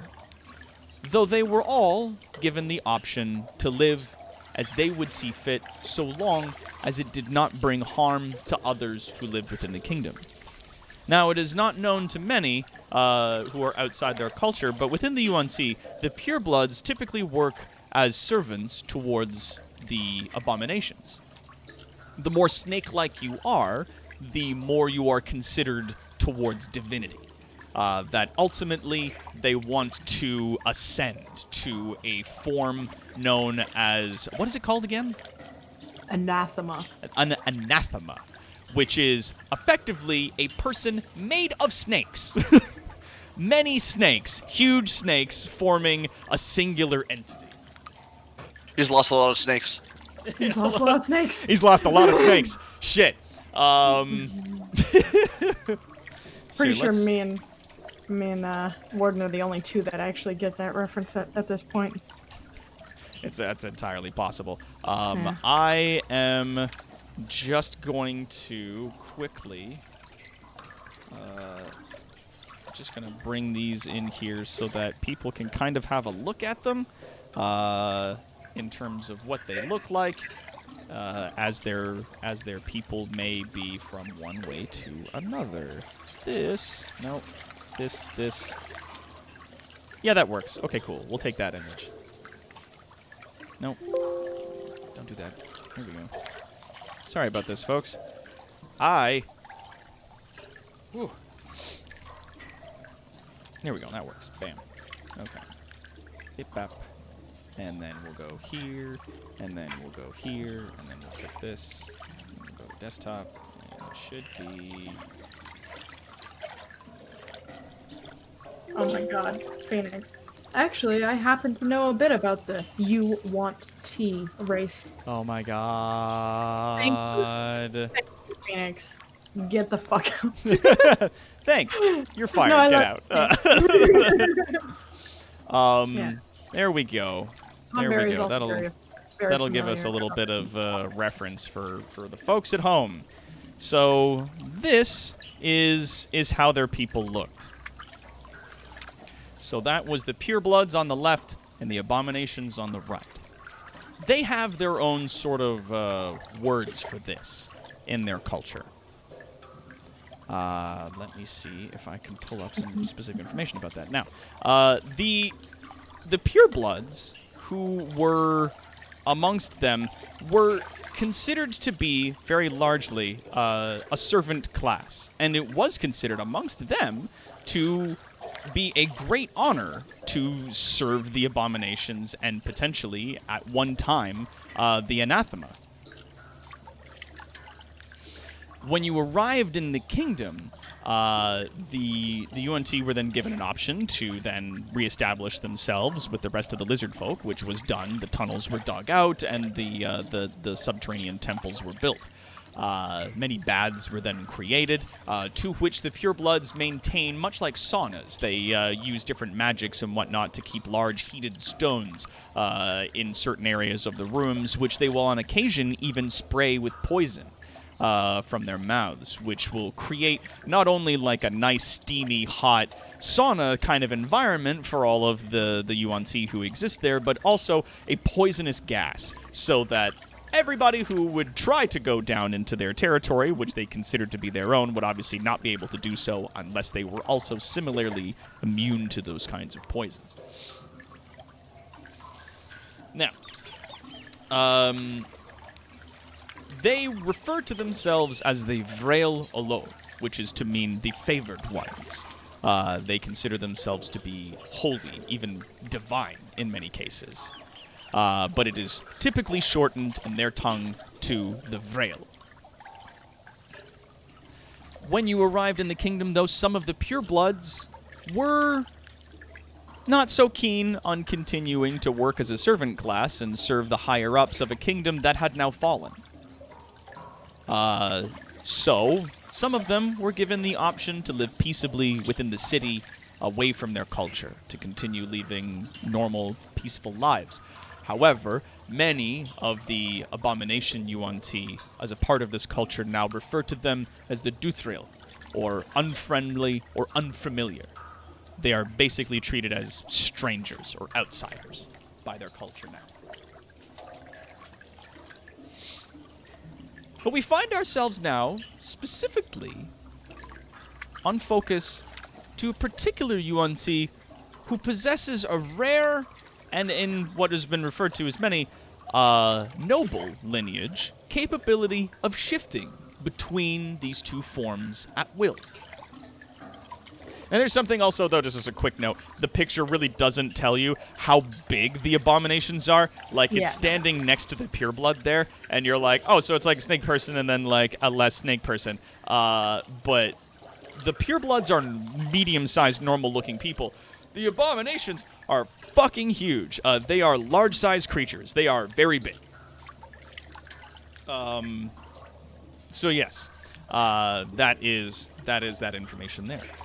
So within these caverns, we find ourselves to one of the sort of royal chambers, a noble room, where you, N, find yourself. If you would like to now describe yourself to the folks at home. N seems as standoffish and proud as any noble rightly would, within like their element of being completely surrounded by people who wait on her forever. Mm-hmm. Let me see. I can bring up this picture. I don't know if you can, but is it the picture you have for your? Oh, that is your biopic that you've got there. No, that's the bust picture. Yeah, that's the bust. Picture. Do you want me to do the full one? Yes. Send it to me in Discord, and I'll just full screen it for people in the in the thing. All right, I will minimize it on my screen and send it to you. Basically, this character. Why can't? Oh my god, why is it slow? So slow. This character it's okay. has like desert sand colored scales. Oh. The like fiery yellowish eyes, very piercing gaze. Mm-hmm. There it is. There, upload. There we go. Thank you. And with darker spots along her various features, she has a very large cobra-like hood. Upon the which on the back has this fierce-looking false eye pattern, similar to a monocled cobra, if you've ever seen that. Let's just bring that up. Bam. Bam. So the folks at home can see that. Shaboom. I don't... Oh, God. Yeah. It's on the stream. So that people can see it if they want. Yeah, she's a muscular figure, as you would expect a fucking 13-foot snake to be. And though it's very... It would take some knowledge of the race, I assume. Probably nothing like a skill check or anything to do, but to discern her facial expression through her emotion. She experiences emotion, but she's it's very difficult to see what the expression of a snake is. Yeah, that's not one that jumps out. No. No. But she has very, very kind of on just almost reaching domineering stature. Mm-hmm. But yeah, that's about it. All right. Yeah, you find yourself in one of your usual rooms. There is one of the purebloods off to one side. She is tending to the hot stone that you have that is both sort of used for it's heated up extra to use to kind of create that sauna environment in the room, as well as a bed at times for you to sleep on. Shortly after, and in a moment, as you're sort of enjoying the calm, in through the door. Hold on, God, it's not letting me drag. There we go. In through the door comes one of the others that you know. Oh, I've got to change it so people at home can see that. Bow. He is another abomination. He has his sword slung over his back. It's not currently drawn. And his arms are braced with these large, ornate gold and purple bracers. His arms folded in front of himself in a way that is most unimpressed with the general comings and goings of things in general. And he sort of gives a cold glance over to the pureblood servant who's working in the corner before speaking. Leave us. Before leaving, the pureblood turns to you for confirmation. Yes. Why are you disturbing my relaxation? The pureblood bows and walks back out. The abomination continues standing in the room, giving almost no attention whatsoever to the pureblood leaving. Yeah, she doesn't speak and does not speak to the pureblood. No.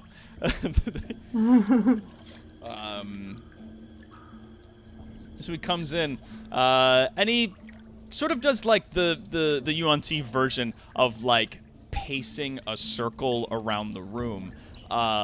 It is, in a way, as it is custom amongst your people, almost threatening in how he sort of moves in a circle around you as he speaks, only giving you one of his eyes at a time.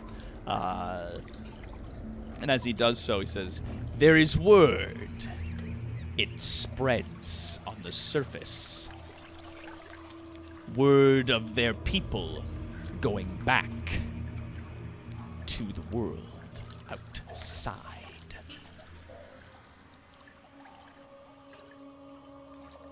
And? Well, you, of such noble lineage, he says with obviously a tinge of irony to that,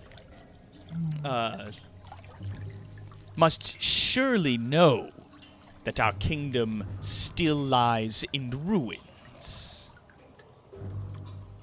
Does it not interest you? Of course it interests me.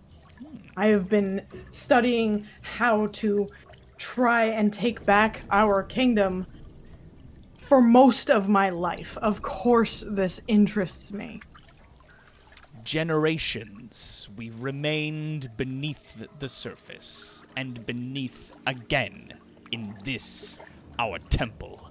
He gestures up. Not before have we made attempts to go. It is said it was too dangerous, but some think that our leaders lack strength to do so.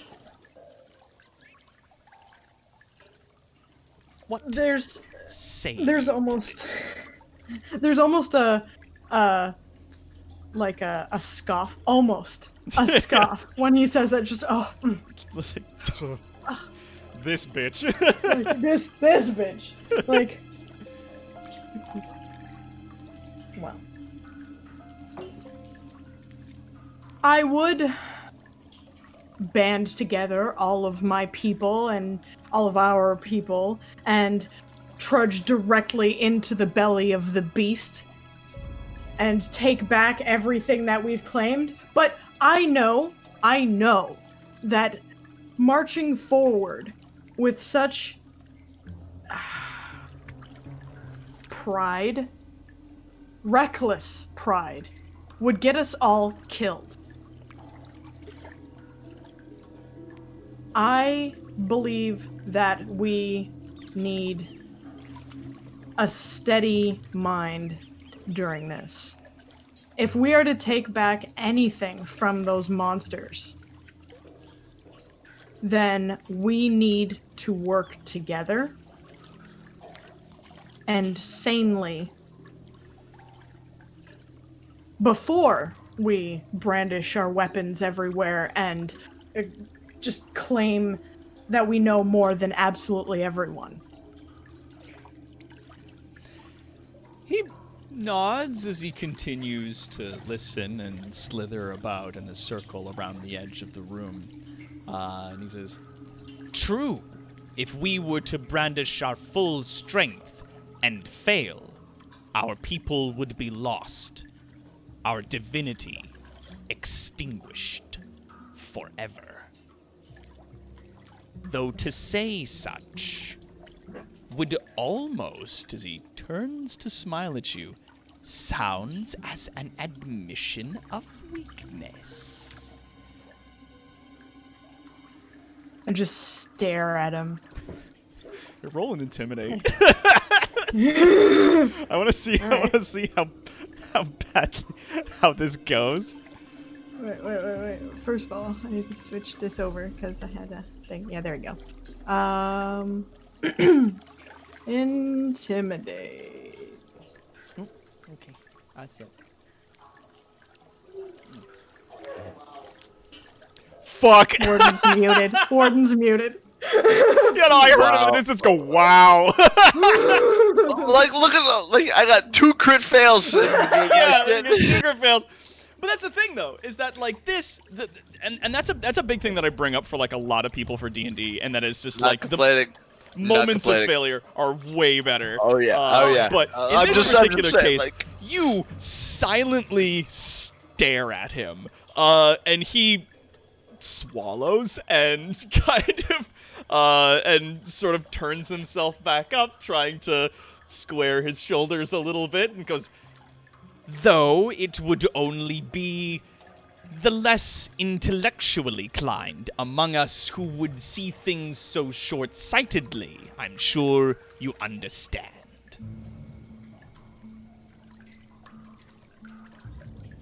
Of course, I understand the way that the people think. As one in your position should do, my lady.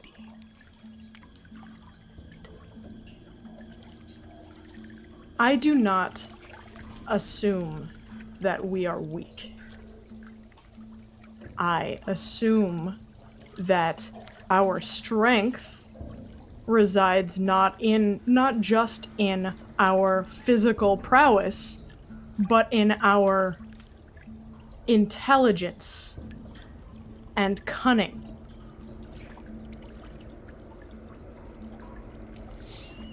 We are not a roving band of brutish rabble. We are not thieves. We do not take. We We simply do not owe. take. And that which was taken from us will be regained. But only if we have a steady mind. Your noble lineage is not to be questioned, but there is one other amongst our people who has the same blood as you. He would see this chance to move to the surface as a test. We have been here for many generations. If we were to take our home, our lands again, we would need to prove our strength to each other.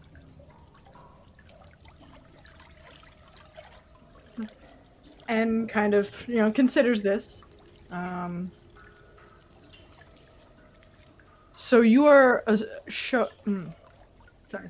You propose a show of strength towards our own people, not to those outside.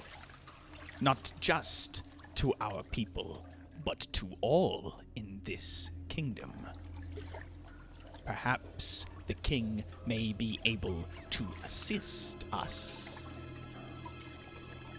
But if you were to show yourself stronger and a more capable leader, then the others would be more inclined to follow once more. Now, this is something that you're aware of, that while you are considered a noble amongst these people, and that you are more or less a leader of the Yuan Ti that exist within this temple, the general hierarchy has been, as of late, over the last few generations, been taken into question. Because many of them, also proud Yuan Ti abominations, see themselves as having to hide, and they're like, well, then shouldn't the people who are supposed to be in charge go fix this? Like, aren't we supposed to be big, cocksure, amazing, awesome dudes? What the fuck? And prancing about with our heads full of eyeballs? Like, what the hell, dude? So, yeah.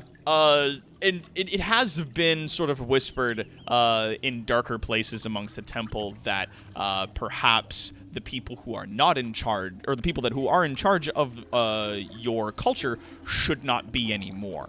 That, like, with many of the purebloods choosing to live free in the city, and with many of the other things going on, it's considered strange that you guys would be still here and not taking action. Many times it has been assured that you guys are simply building up your numbers and, like, ensuring that everybody is healthy and strong, and when we're ready, we'll go and stop asking. We'll get there when we get there kind of situation. But, like, every now and then there needs to be a show of strength. And this has presented itself as a unique opportunity to do so. So En just kind of thoughtfully rubs the oil into her arm, like the poisonous oil of the saunas into her arms. Her big, beefy fucking arms. Her big fucking arms. Oh yeah, she glistening. Yeah, she got them big snake arms, them pythons. Them pythons. Not yet, I mean. Okay. Does okay, at a game, do I know this other's name? Not this one speaking to me, but this other one. Yes. As a matter of fact, the other Yuan Ti abomination who's capable of shifting into the pureblood human-sized form is your brother. All right. Is by the name of Furlak. All right. So is this your way of telling me that Furlak wishes to speak with me? He sort of eyes you at one side and says, I do not believe he wishes to speak to you. This is me showing you that I believe you should be the one to lead us. Ferlak would like to take this opportunity to prove his strength and to take this temple for his own. I'm gonna make an insight check and see if this guy's on the level on my side or his. Yeah, roll it.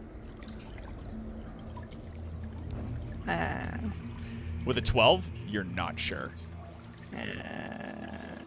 What this looks like to you is a classic case of, I'm going to put you both in this box, and whoever survives gets to be the person in charge. Yeah. That, like, he's not telling you that he's on your side, but he is telling you what's going on so that you have an opportunity to defend yourself. Yeah. All right. If All you right, prove so- yourself to be stronger, then you will have won the support of our people. She stretches where she's lying and gets up from her seat like a good fucking how tall is this bitch? She's a tall bitch. Well, actually, she might just be long. Let me see. She a long... Yeah, she's. Why did I just say fucking 7 feet tall? She is 7 feet tall. Stupid weird rolls. Anyway, But she got a lot of tail. but she also. She's also more tail than that. Yeah, as Esteban wrote, this is me telling you your brother's a moron and he's gonna start some shit. Yeah, basically. So.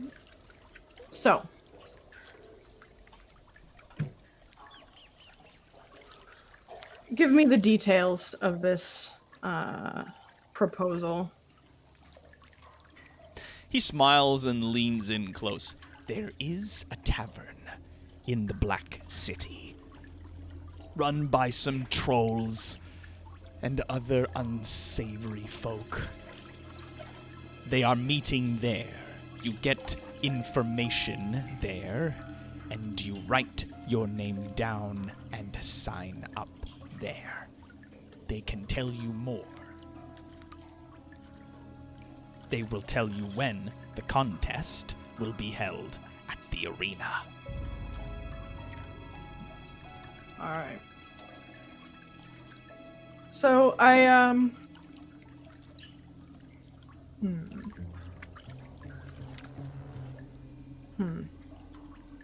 move towards the door and speak back to him. Is there...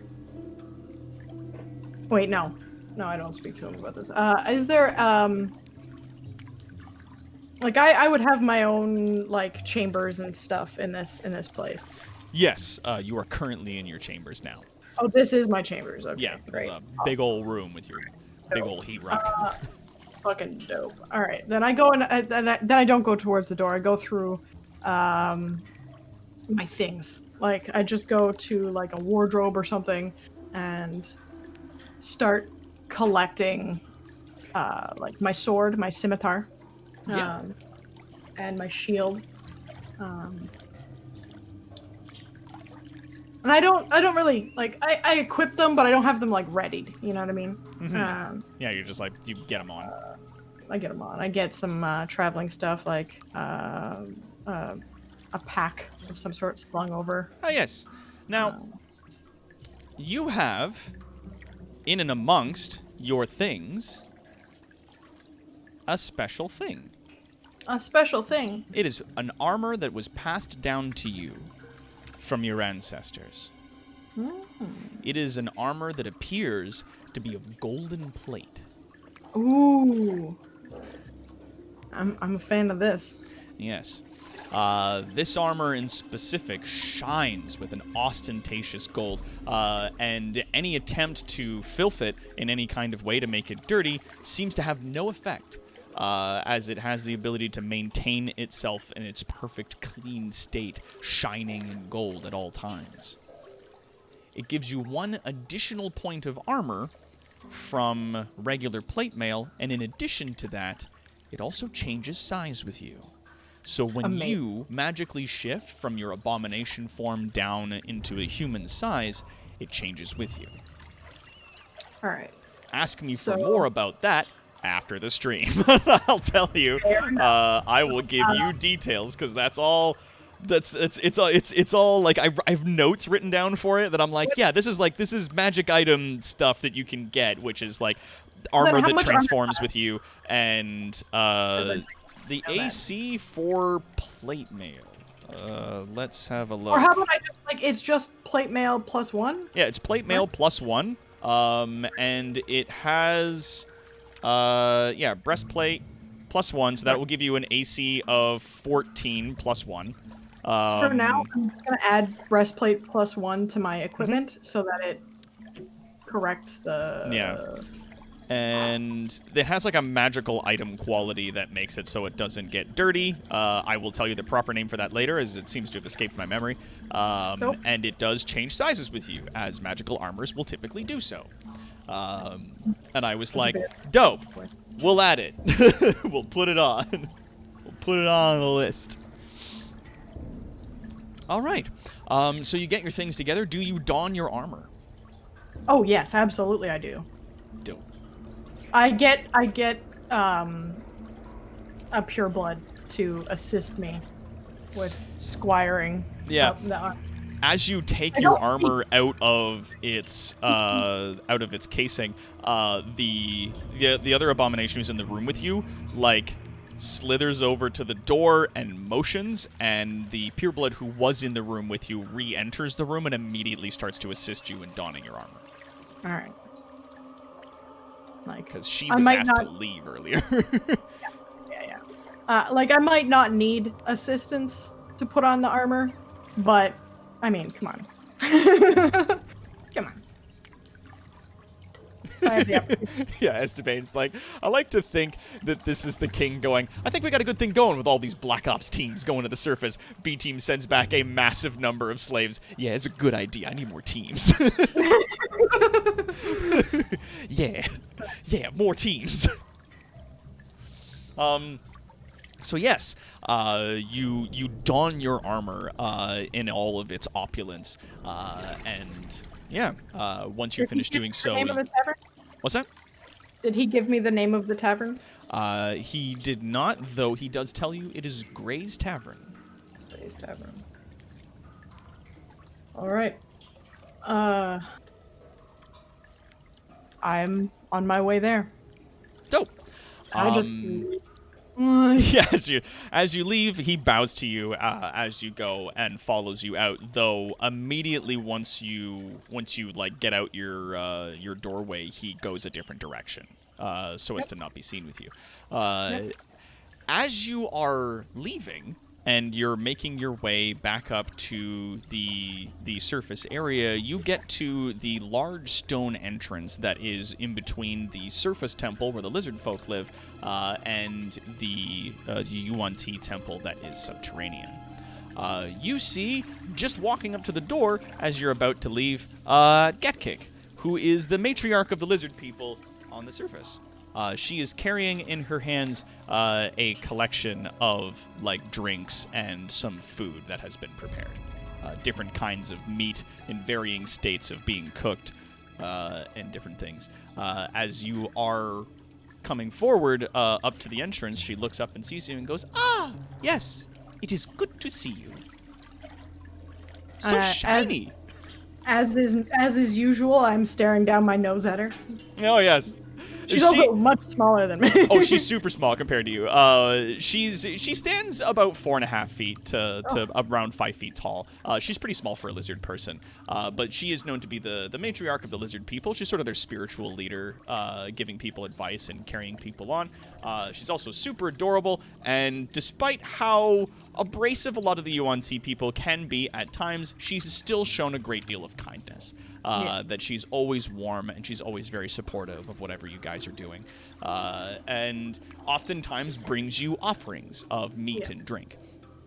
And there she is standing there with it again. And as she looks up to you regarding your opulent, shiny armor, she holds up the tray to you and says, "Something before you go?" I look over the various meats, and I take something like chicken sized, like Cornish hen sized. Like a snack. Yeah. There are, like, sliced meats of varying creatures of, like, pig and beef and pork and chicken that are, like, on one side of the plate. They are, like, seasoned and raw. And then there's, like, salted stuff. And then there's lightly cooked. And then there's, like, heavily cooked meat on one end of the plate. All right. I'd take something raw, but salted, I suppose. Yeah. And I just pop it in my mouth and swallow it. The relationship, I believe that that my character and her would have, or at least the way that N tends to interact with this character, is begrudging respect. Like, I know what you're doing. You're fine. Yeah. Great. You're Right. whatever. It's fine. Fine. As you take the meats, she smiles warmly and gives you a little curtsy, and then continues to the opening of the door where she then places the tray down on like a stone offering table that has been put up there. And I'm sure that, like, some purebloods would go and deal with that. Oh yeah, almost immediately once she sets it down, one of the purebloods, he walks up and like takes the tray and bows to her, and then goes back down into the temple. And I just leave. Yeah. So you head on out to the Cyphus. The Soifus. And God, it's 10 o'clock. God damn. Have we been going for 3 hours already? Holy shit. It's been about an hour. Yeah, we have like 15 more minutes. We could keep going. I'm We down started a for bit late. 5 hours if I. I am down to keep going as well. Yeah. Same. Casey, are you good? Yeah, I'm good. All right, sweet. So, Entirely up to your schedule at this. yeah, but well, I mean, we just finished introducing the characters because I wanted to like really get in on a lot of the characters themselves. Like, I really wanted to get in on some development because it's just like in this particular case, the characters given were like very, at least to me, very juicy. Like, there was a lot to really dig into there that I could definitely like build on, and it was lots of new areas in and amongst the kingdom that we could put together. So this was very exciting for me. I got really fucking jazzed for this. Yeah. I have to say, crossing- I love my cousin Flush. Yeah. Nah, he's adorable. He's a disaster, but he's adorable. So We started late, so like we've only been going for about 2.5 hours. Like I that is at the once you went like out of your countdown. Once your Yes. countdown was over, it's been 2.5 hours. yeah. Let's go to this. Let's go to where is it? Where is it? There you are. So we cut back to the three keepers and one of the keeper's girlfriends traveling through the woods on their way to the city. Aw, the orc lady is called Keeper too. Well, Yeah, they're all called keeper. if they're monks of the monastery and they step outside the monastery, they're all keepers. They Yeah. are all considered keeper. Right. It's at about this time that I stop and realize, shit, I forgot all my stuff back at the monastery. We'll say that you grabbed your traveling things just as you went. Okay. Which is fine. I can run pretty fast, so if I realize it soon enough, I can make it back, grab my stuff, and rejoin everybody without too much time passing. So, as you're traveling through the woods, the fire genasi who is walking with you, Tirthar, she turns and says, "So you're all keeper, then? That's everyone's name? Doesn't that get confusing?" No. Look, and I turn to Furkick? I turn to Furkick, and I go, "Keeper?" And he turns to you and nods and goes, Keeper. very happily. And I turn back to her and go, "See?" And she just shrugs and goes, "All right, seems pretty fucking weird to me." Gushar, though, speaks up and is just like, "You don't have any problems calling me Keeper." And she's like, "Shut up. Shut up. That's not for other people to hear. Shut the fuck up, why don't you?" The two of them sort of jeer and smile as they walk along. You guys, walking through the woods, eventually find your way to a small path. Not necessarily on the map, but it does lead inward towards the city proper. As you guys are walking, let me see if I can find his picture. As you guys are walking, you are met silently at a fork in the road as one small path also merges into yours. Walking along that path is another orc who is walking the road in the same direction as you. He's fucking beefy. Bitch. That he's ripped. This guy is real beefy. Seeing you guys walk along, he says nothing. As you can see, he has like a large iron belt around his waist with the picture of a beast on it, and seems to wear what appears to be like a leather kilt attached to it. He wears nothing on the upper half of his body and has huge fucking tusks, and his hair is pulled into a knot at the back.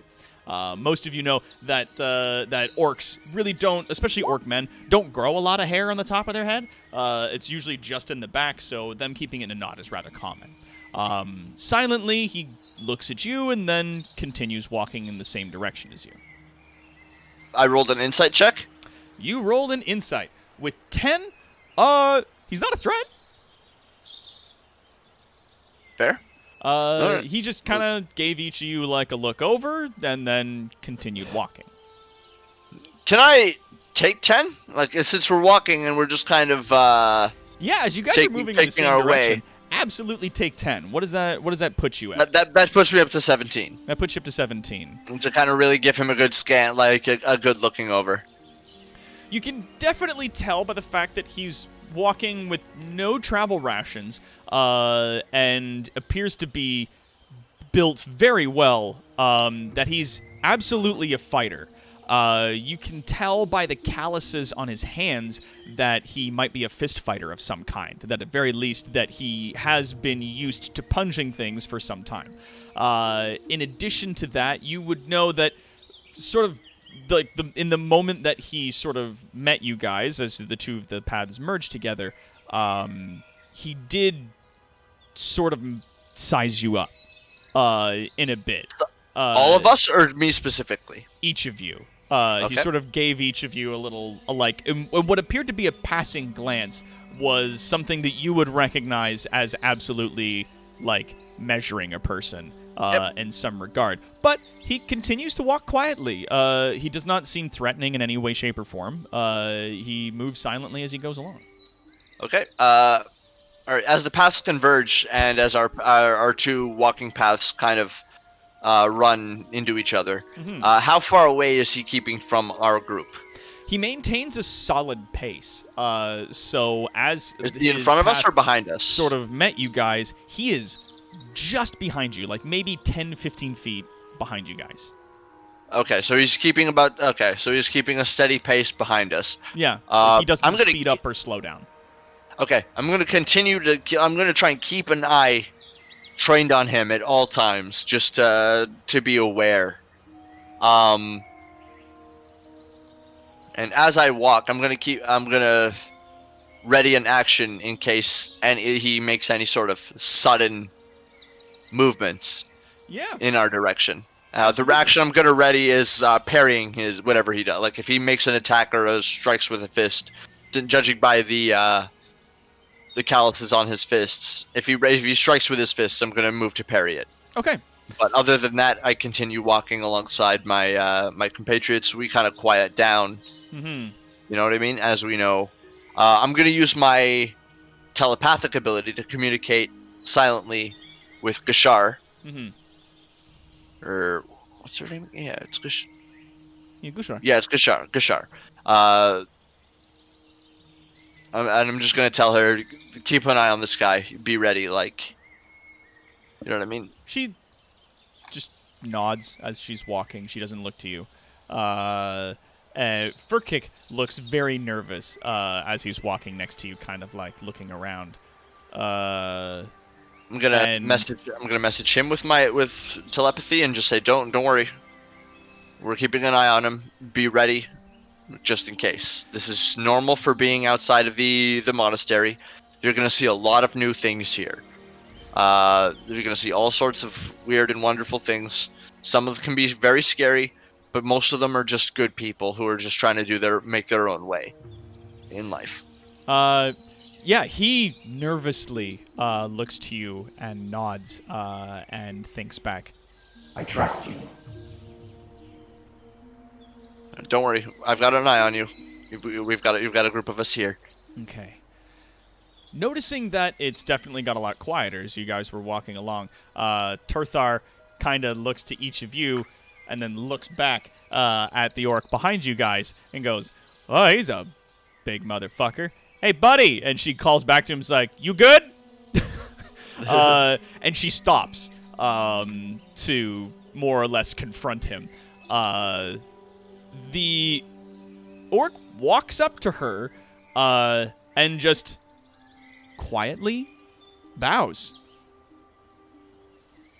And then silently steps around her and then continues down the path. I twitch my antenna in intrigue at the respect he's showing.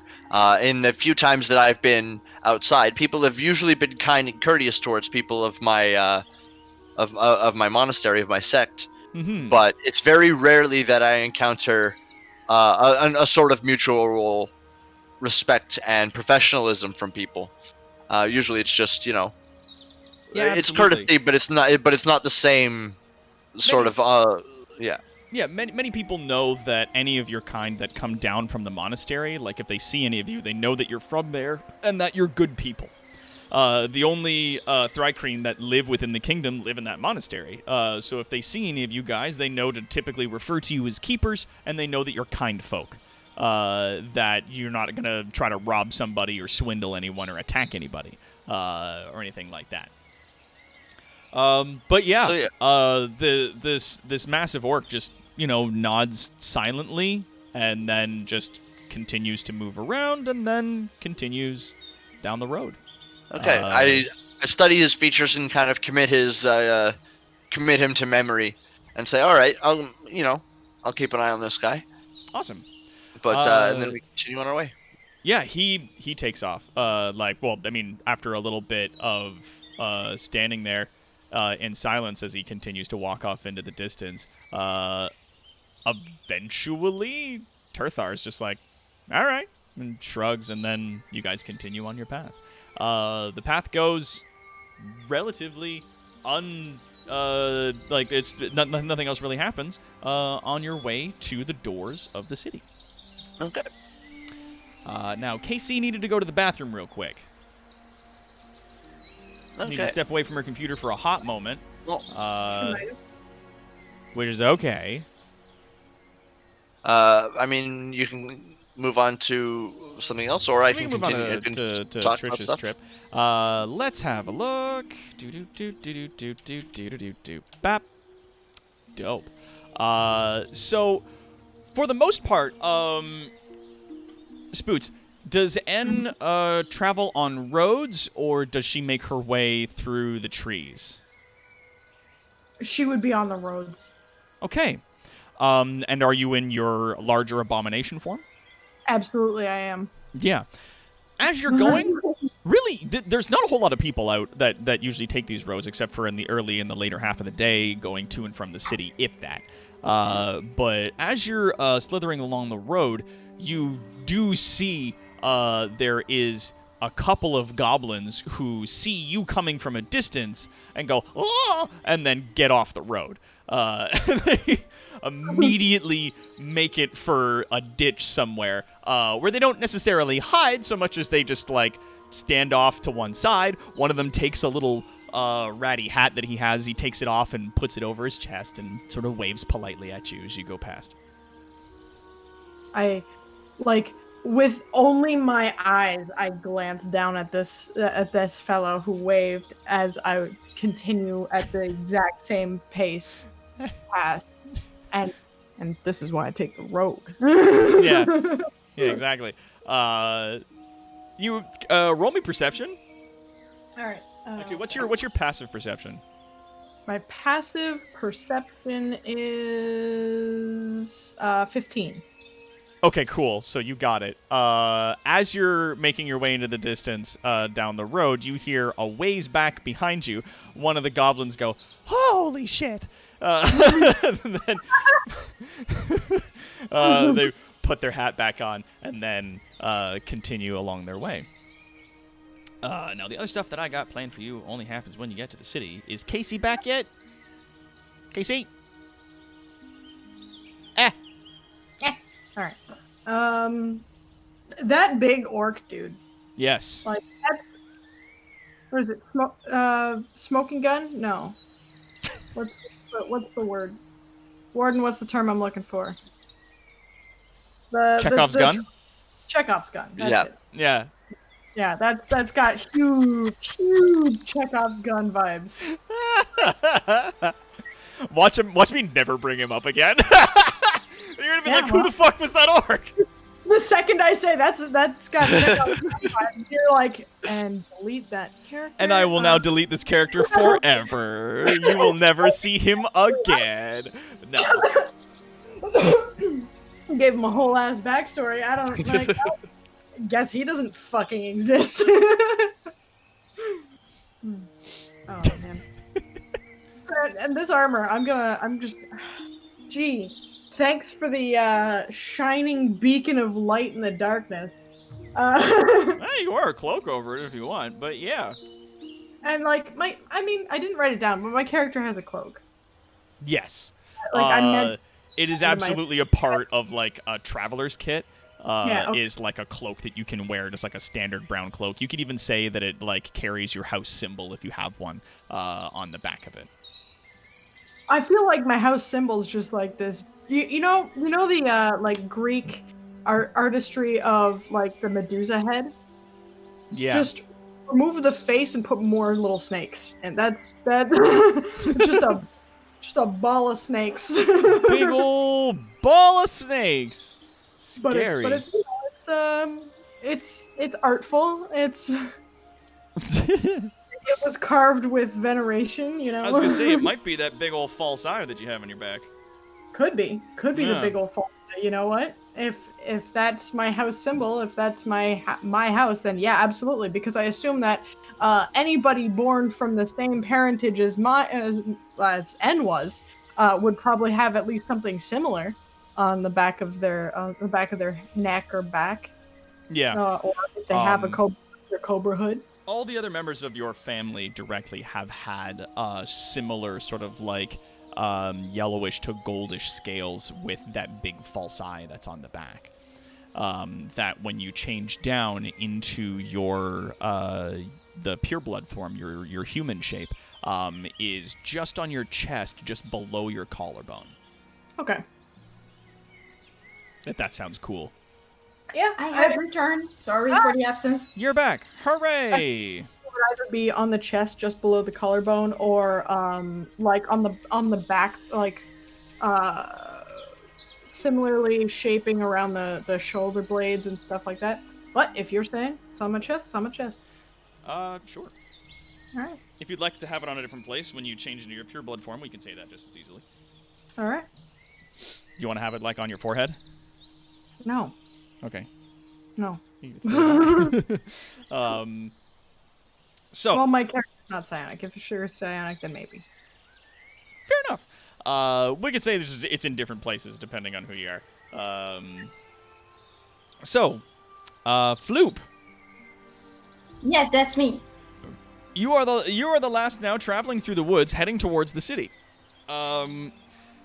Do you take the larger roads, or do you stick to the sort of smaller footpaths in the trees? I'm not too comfortable being wide in the open, so we'll stick to the tiny path. Okay.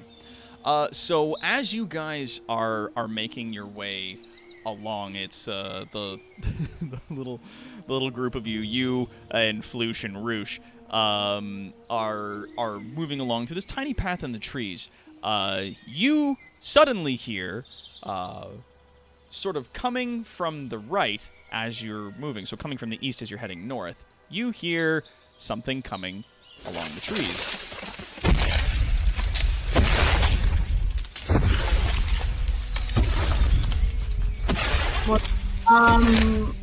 Wasn't me. You hear something walking along. Roll me. They don't have nature checks anymore, do they? They have survival Yeah, checks. they do. Yes, they do. Is they it both. nature? Okay. Nature is like knowing what things Yeah. are in nature, and survival is how to get around nature. Mm-hmm. So nature? Yeah, roll a nature check. Oh fuck. The great sound of it absolutely takes you by surprise, and you're not exactly sure what it is. You see, moving through the trees in a way that's like what's your passive perception? Let me check. Like 10 plus your wisdom, so 13. You see a huge creature moving through the trees, and I do mean huge. This thing takes up 3 squares by 3 squares on a map. That has been seen by the B team and is now a resident in the woods, a great big white bear creature. Oh boy. This thing. Word in the background. Yeah, I heard that. Oh my god. Is a bear. You see this thing moving along through the trees, and it seems to be moving in such a way so that it doesn't knock any of the trees down, though it does seem to fail on occasion, knocking a tree over, which appears to be on accident. You see, walking around it, sort of in and around in front of it-ish, is an orc who's dressed up in sort of travel gear, and he's got like a staff as he's walking in front of him, and he's just like, yeah, okay, just okay, watch the tree. Yep, okay, yeah, just duck under those branches. It's good. This great big bear just like kind of walks along and moves its way sort of one side to another. Yeah. Do you attempt to hide? I'm gonna look at Roosh, who is a bit more used to wandering in nature, what his first reflex is. Oh, Roosh, after seeing the creature come into the open, goes, "Oh, right, yeah," and he kind of steps out into an opening nearby and goes, "Hello," and waves. And the orc just goes, "Oh, hello," and waves back to you. The huge bear looks down and holds up one of its paws and goes, "Oh," and like sort of closes it and opens its paw a few times in an approximation of waving. Oh, that's cute as shit. Yeah. Floosh, not really sure what's going on, has his head down in like a lump of grass, and isn't moving. I pat Floosh's back. They're friendly. You can come out. He goes, oh, okay. And he sort of looks up and he goes, "That's supposed to be friendly?" Well, he just waved. I'm surprised he didn't die of a heart attack right there. Yeah, the bear, seeing the two of you, turns its attention and again gives like the sort of grabby hands motion it's doing as an approximation of a wave. It goes, "Whoa!" And let's see if he passes out. Floosh doesn't make it. He passes right out. Floosh has fallen unconscious in that moment. Oh no, not again! The massive creature, which you can identify as what would be a werebear, but like way too big, continues to then make its way through the trees. And moves along with what appears to be his orcish handler, walking along with him. He waves goodbye to each of you as he moves along. I wave back hurriedly and look at Floosh and then at Rouge. He is unconscious. Rouge rolls his eyes and walks over and like gives his brother a little like patty pat on the face. I'm sure that would be much more wet sound. Yeah, this like. Floosh like wakes up and goes, am I dead? No, you're not. Oh. Hooray. Did I kill it? Did we win? And Roosh is like, yeah, you got him, buddy. You're good. And he goes, oh, hooray. Oh, good. Right, so let's keep going.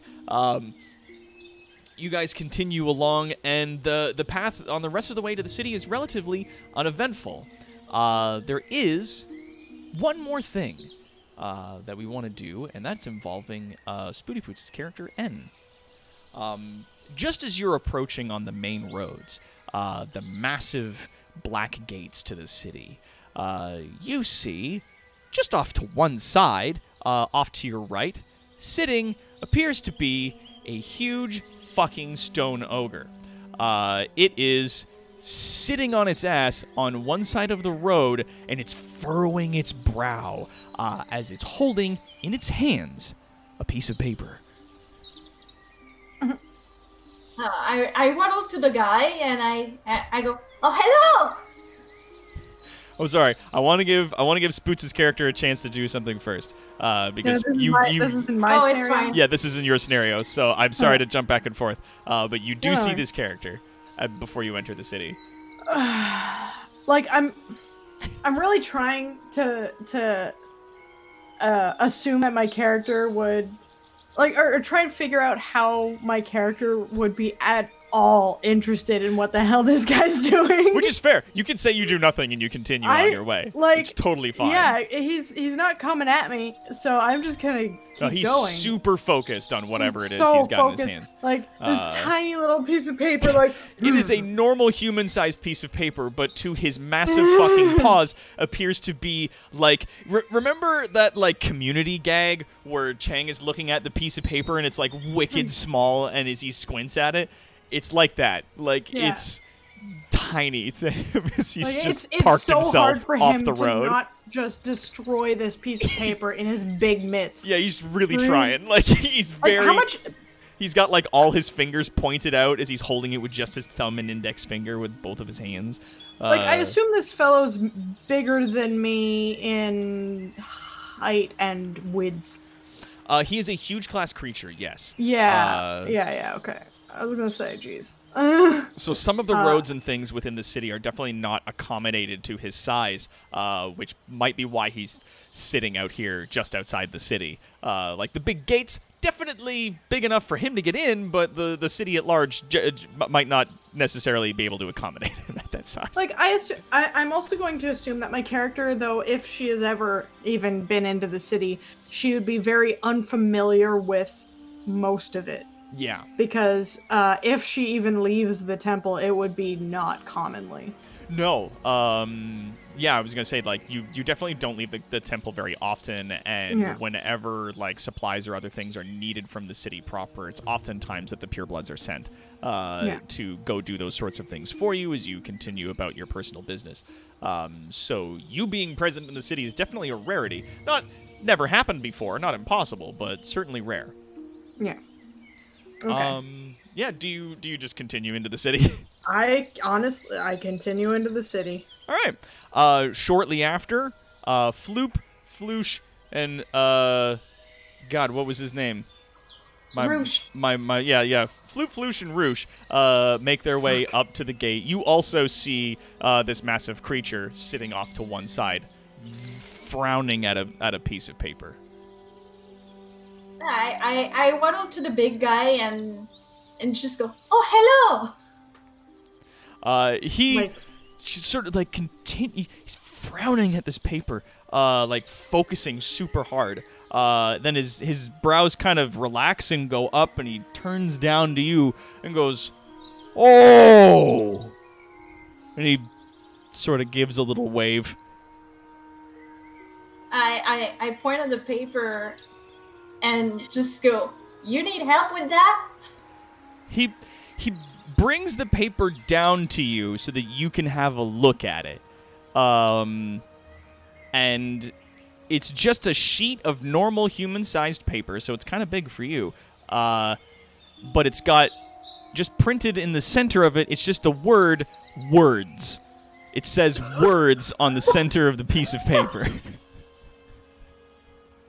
And he sort of looks confused as he holds it up to you, and then he points at the paper and goes, "Oh!" It's the word.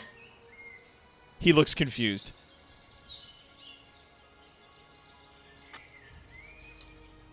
I just softly pat at his giant bracer to make sure I don't poison him with my hand. Yeah.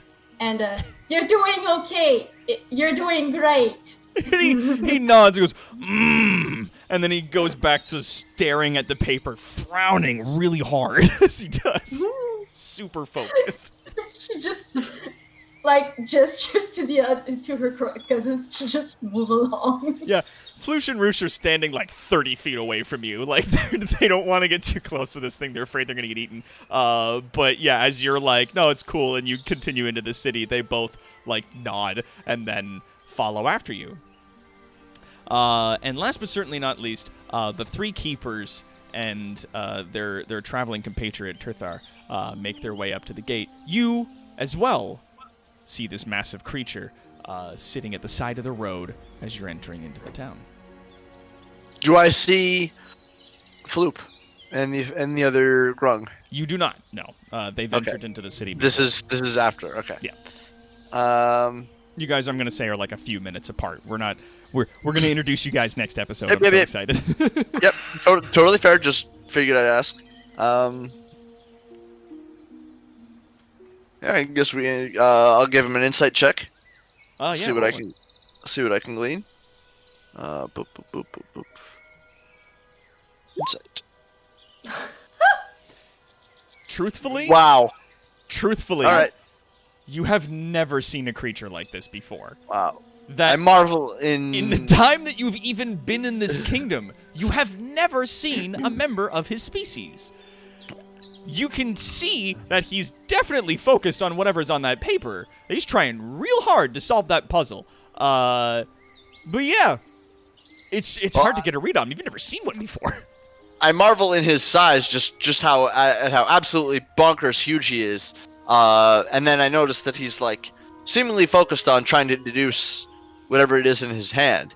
Yeah. And I walk over to him and I hold the hand up, just kind of in greeting and kind of peaceful, like hello greeting, like just open palm forward.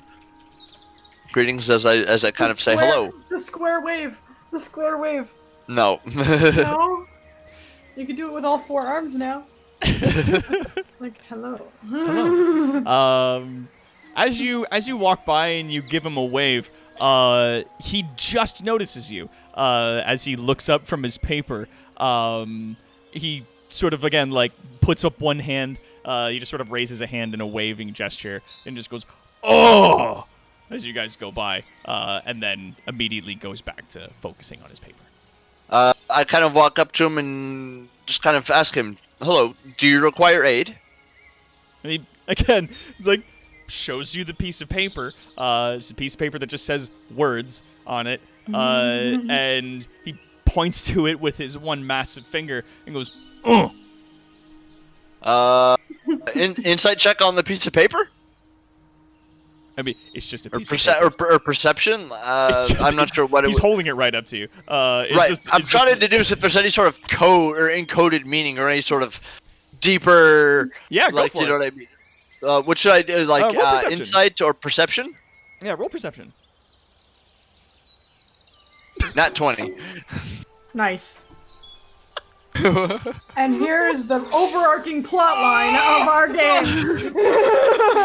Like, the dice have been absolutely shitting on you all night, and then you get a nat 20, and it's to deduce that this is, in fact, it's a common piece of paper. Somebody just wrote words on it, and they gave it to him, and it's hard to tell why. It might be just to occupy his time. But, like, there's nothing else to it. It is There's a common no sheet there's of no paper. code, there's no hidden meanings, there's no nothing. All right, so then I turn and I look at him and I go, "It just says words, friend. There's nothing further to this piece of paper. It says words. If you know words, you have solved this puzzle." He looks very confused. He scratches the side of his massive head. Ugh. Okay. You smart. You get it. Good job. And I give him like thumbs up with all four arms. Wait. You gotta roll something for this. Hold on. I was like, there's no diplomacy anymore. They got rid of that. Persuasion? Yeah, you know what? Persuasion. Yeah, Probably with roll advantage. Persuasion. Roll persuasion with advantage. 9. It's a pair of fucking 9s. As you like give him 4 thumbs up, and you're like, "You got it. You've solved this puzzle." He goes, "Oh!" and he eats the paper. Yeah. And I kind of like cheer him on as he does it, like clap for him with all Give four him arms. An entire round of applause. You did it, buddy. Yeah, I'm proud of you. Cheers in a way that is cacophonously loud. He goes, "Yay!" And claps his massive hands together. And fucking roll me acrobatics. You don't fall over. The ground, like, is deafeningly loud when he claps his huge fucking mitts together. And then he gets up and walks off into the woods. That's it. All right. He waves to you as he goes, "Oh," as he's going. All right. Well, I kind of like watch him go, like as I kind of watch him disappear into the woods, and I go, "Man, what a fascinating creature." And then I turn to Furk, and I say, "Do you see, brother? Like all sorts of wondrous and strange people out here, and we can share our knowledge. We can share our way with them, and in that we can improve their lives. We can make their lives better." That great brute was fumbled and stumbled on apparently nothing, but you know what I mean? Just with some simple all he needed was some support, was a little bit of praise and some reassurance. And with that, turning over to Furkick, you notice that he was like a shade white. Like he had sort of almost instinctively like changed his outer carapace to like match his surroundings so that he wouldn't be seen as easily. But as you're talking to him, he sort of like turns back to his sort of natural brown color, his sort of yellowish brown, and he nods. As you're like, "Yeah, this guy just needed help. Like, look, he just needed a hand with some stuff," and he sort of nods and goes, Fascinating. mm-hmm. And then you guys make your way into the city, and with that, we're gonna call game. No. You guys met Sad puppy met eyes. Ogron. Ogron. That's Ogron. I He's haven't- a mountain ogre that so far all the groups have met thus far. I like having reoccurring characters. And I was like, I'm just going to put him out there, and he's going to have a piece of paper that says words on it. I have a theory about that. I'm pretty sure that's just one of the guards of the city that gave him the paper to make sure he doesn't enter the city. His presence seems to be just naturally disruptive, so it's entirely possible that somebody just wrote that on a piece of paper and was like, solve this mystery, and gave it to him, and he was like, and sat down and, like, just started trying to... But he can't read. He can't even talk, mostly. So, he, like... so he was stumped on that for a while, but you got it. What have I done? Well... Oh, Keeper has unleashed a monster upon the city. Yeah. Well, he wandered off into the trees, seemingly forgot that he wanted to get into the city at all. So whatever person gave him that paper definitely didn't achieve whatever goal that they were trying to do to keep him out. But yes, hello Shadow Fox, as well as Scion Celifar, all of the lovely new people that we've got coming on in here. Hello and welcome. Come on in, pull up a seat. We are just wrapping our game for now. Every Thursday, we do 5th edition Dungeons & Dragons on Roll20 here on our channel. This group that we're currently wrapping up right now is the A team, and the B team is another group of people that we have who are running a campaign elsewhere in the universe of Immeron, rather on this continent, a random universe that I've kind of made up. As it stands, this campaign is what is known as a monster campaign. So all of the characters in this are of monstrous races that live in a massive subterranean monstrous kingdom. So imagine the game Dungeon Keeper, except bigger and more monsters and more society sort of involved in that. yeah, he spent 3 days in front of that. If Dungeon Keeper were Star Wars, this would be Star Trek. Yeah. That's actually a very good way of putting it. Yeah, and then every other week we swap teams. So A teams on one week, B teams on the other week, and it goes back and forth. So with that, though, that's our game, ladies and gentlemen. What'd you guys think of my character? I like her. Yeah, sound up. I can't see your chat. Mr. Classic Magic is saying 11 out of 10. This was amazing. People have been really... fucking Rainer says this is glorious. Clay was really excited about all these characters. Yeah. Like... Oh, yeah, and everybody who's watching, if you want, you can continue to sort of keep up with our community in the Discord, of which there's a link down below. We stream about 7 to 10 p.m.-ish Eastern Time, and we go for about, I'm going to say, like, every Thursday we do D&D, and then Monday to Friday, though, the other days, I'm typically playing other games, like... recently we've been doing the Outer Worlds, as well as Vermintide, Sea of Thieves, things like that. Yeah. Emmy Loves says this is great. Rainer says she's a scary woman. Yeah. Mr. Classic Magic says he really wants in. I don't think Floop's that scary. You would be surprised. Yeah. So yeah. That is the game that we've got going on. So thank you, everybody, for coming out. I have been your Dungeon Master, your kind of benevolent DM this evening, Dr. Terwat. This is our Lair 4.0, and we are joined by our 3 wonderful players that we have with us here today. We've got Spooty Poots. Spooty Poots! Yeah, playing N, a Yuan-Ti abomination. Mm-hmm. God damn. And, of course, we've got KC, the Killing Chick. Hello! Playing Floop, who is our Grung character. Nobody else's classes have been given away yet, except for Warden, who's been playing Keeper, our 3 monk. Yeah. Well, on my stream, people might have seen my sheet a couple of times, so there might have been some insight into what my class is, but nobody said it. True. And yes, so thank you all. Oh, sorry. The only hint I gave is about me keeping people alive, but that's it. I'm keeping a lot of people can heal. Alive. But yes, thank you all so much, everybody, for coming on out. This has been a huge amount of fun. Yeah. And we will see you all again next Thursday with the B Team. And I'll see you guys on this from 2 fucking weeks. Well, I mean, we might get you in earlier if the B Team can't make it and you guys are available.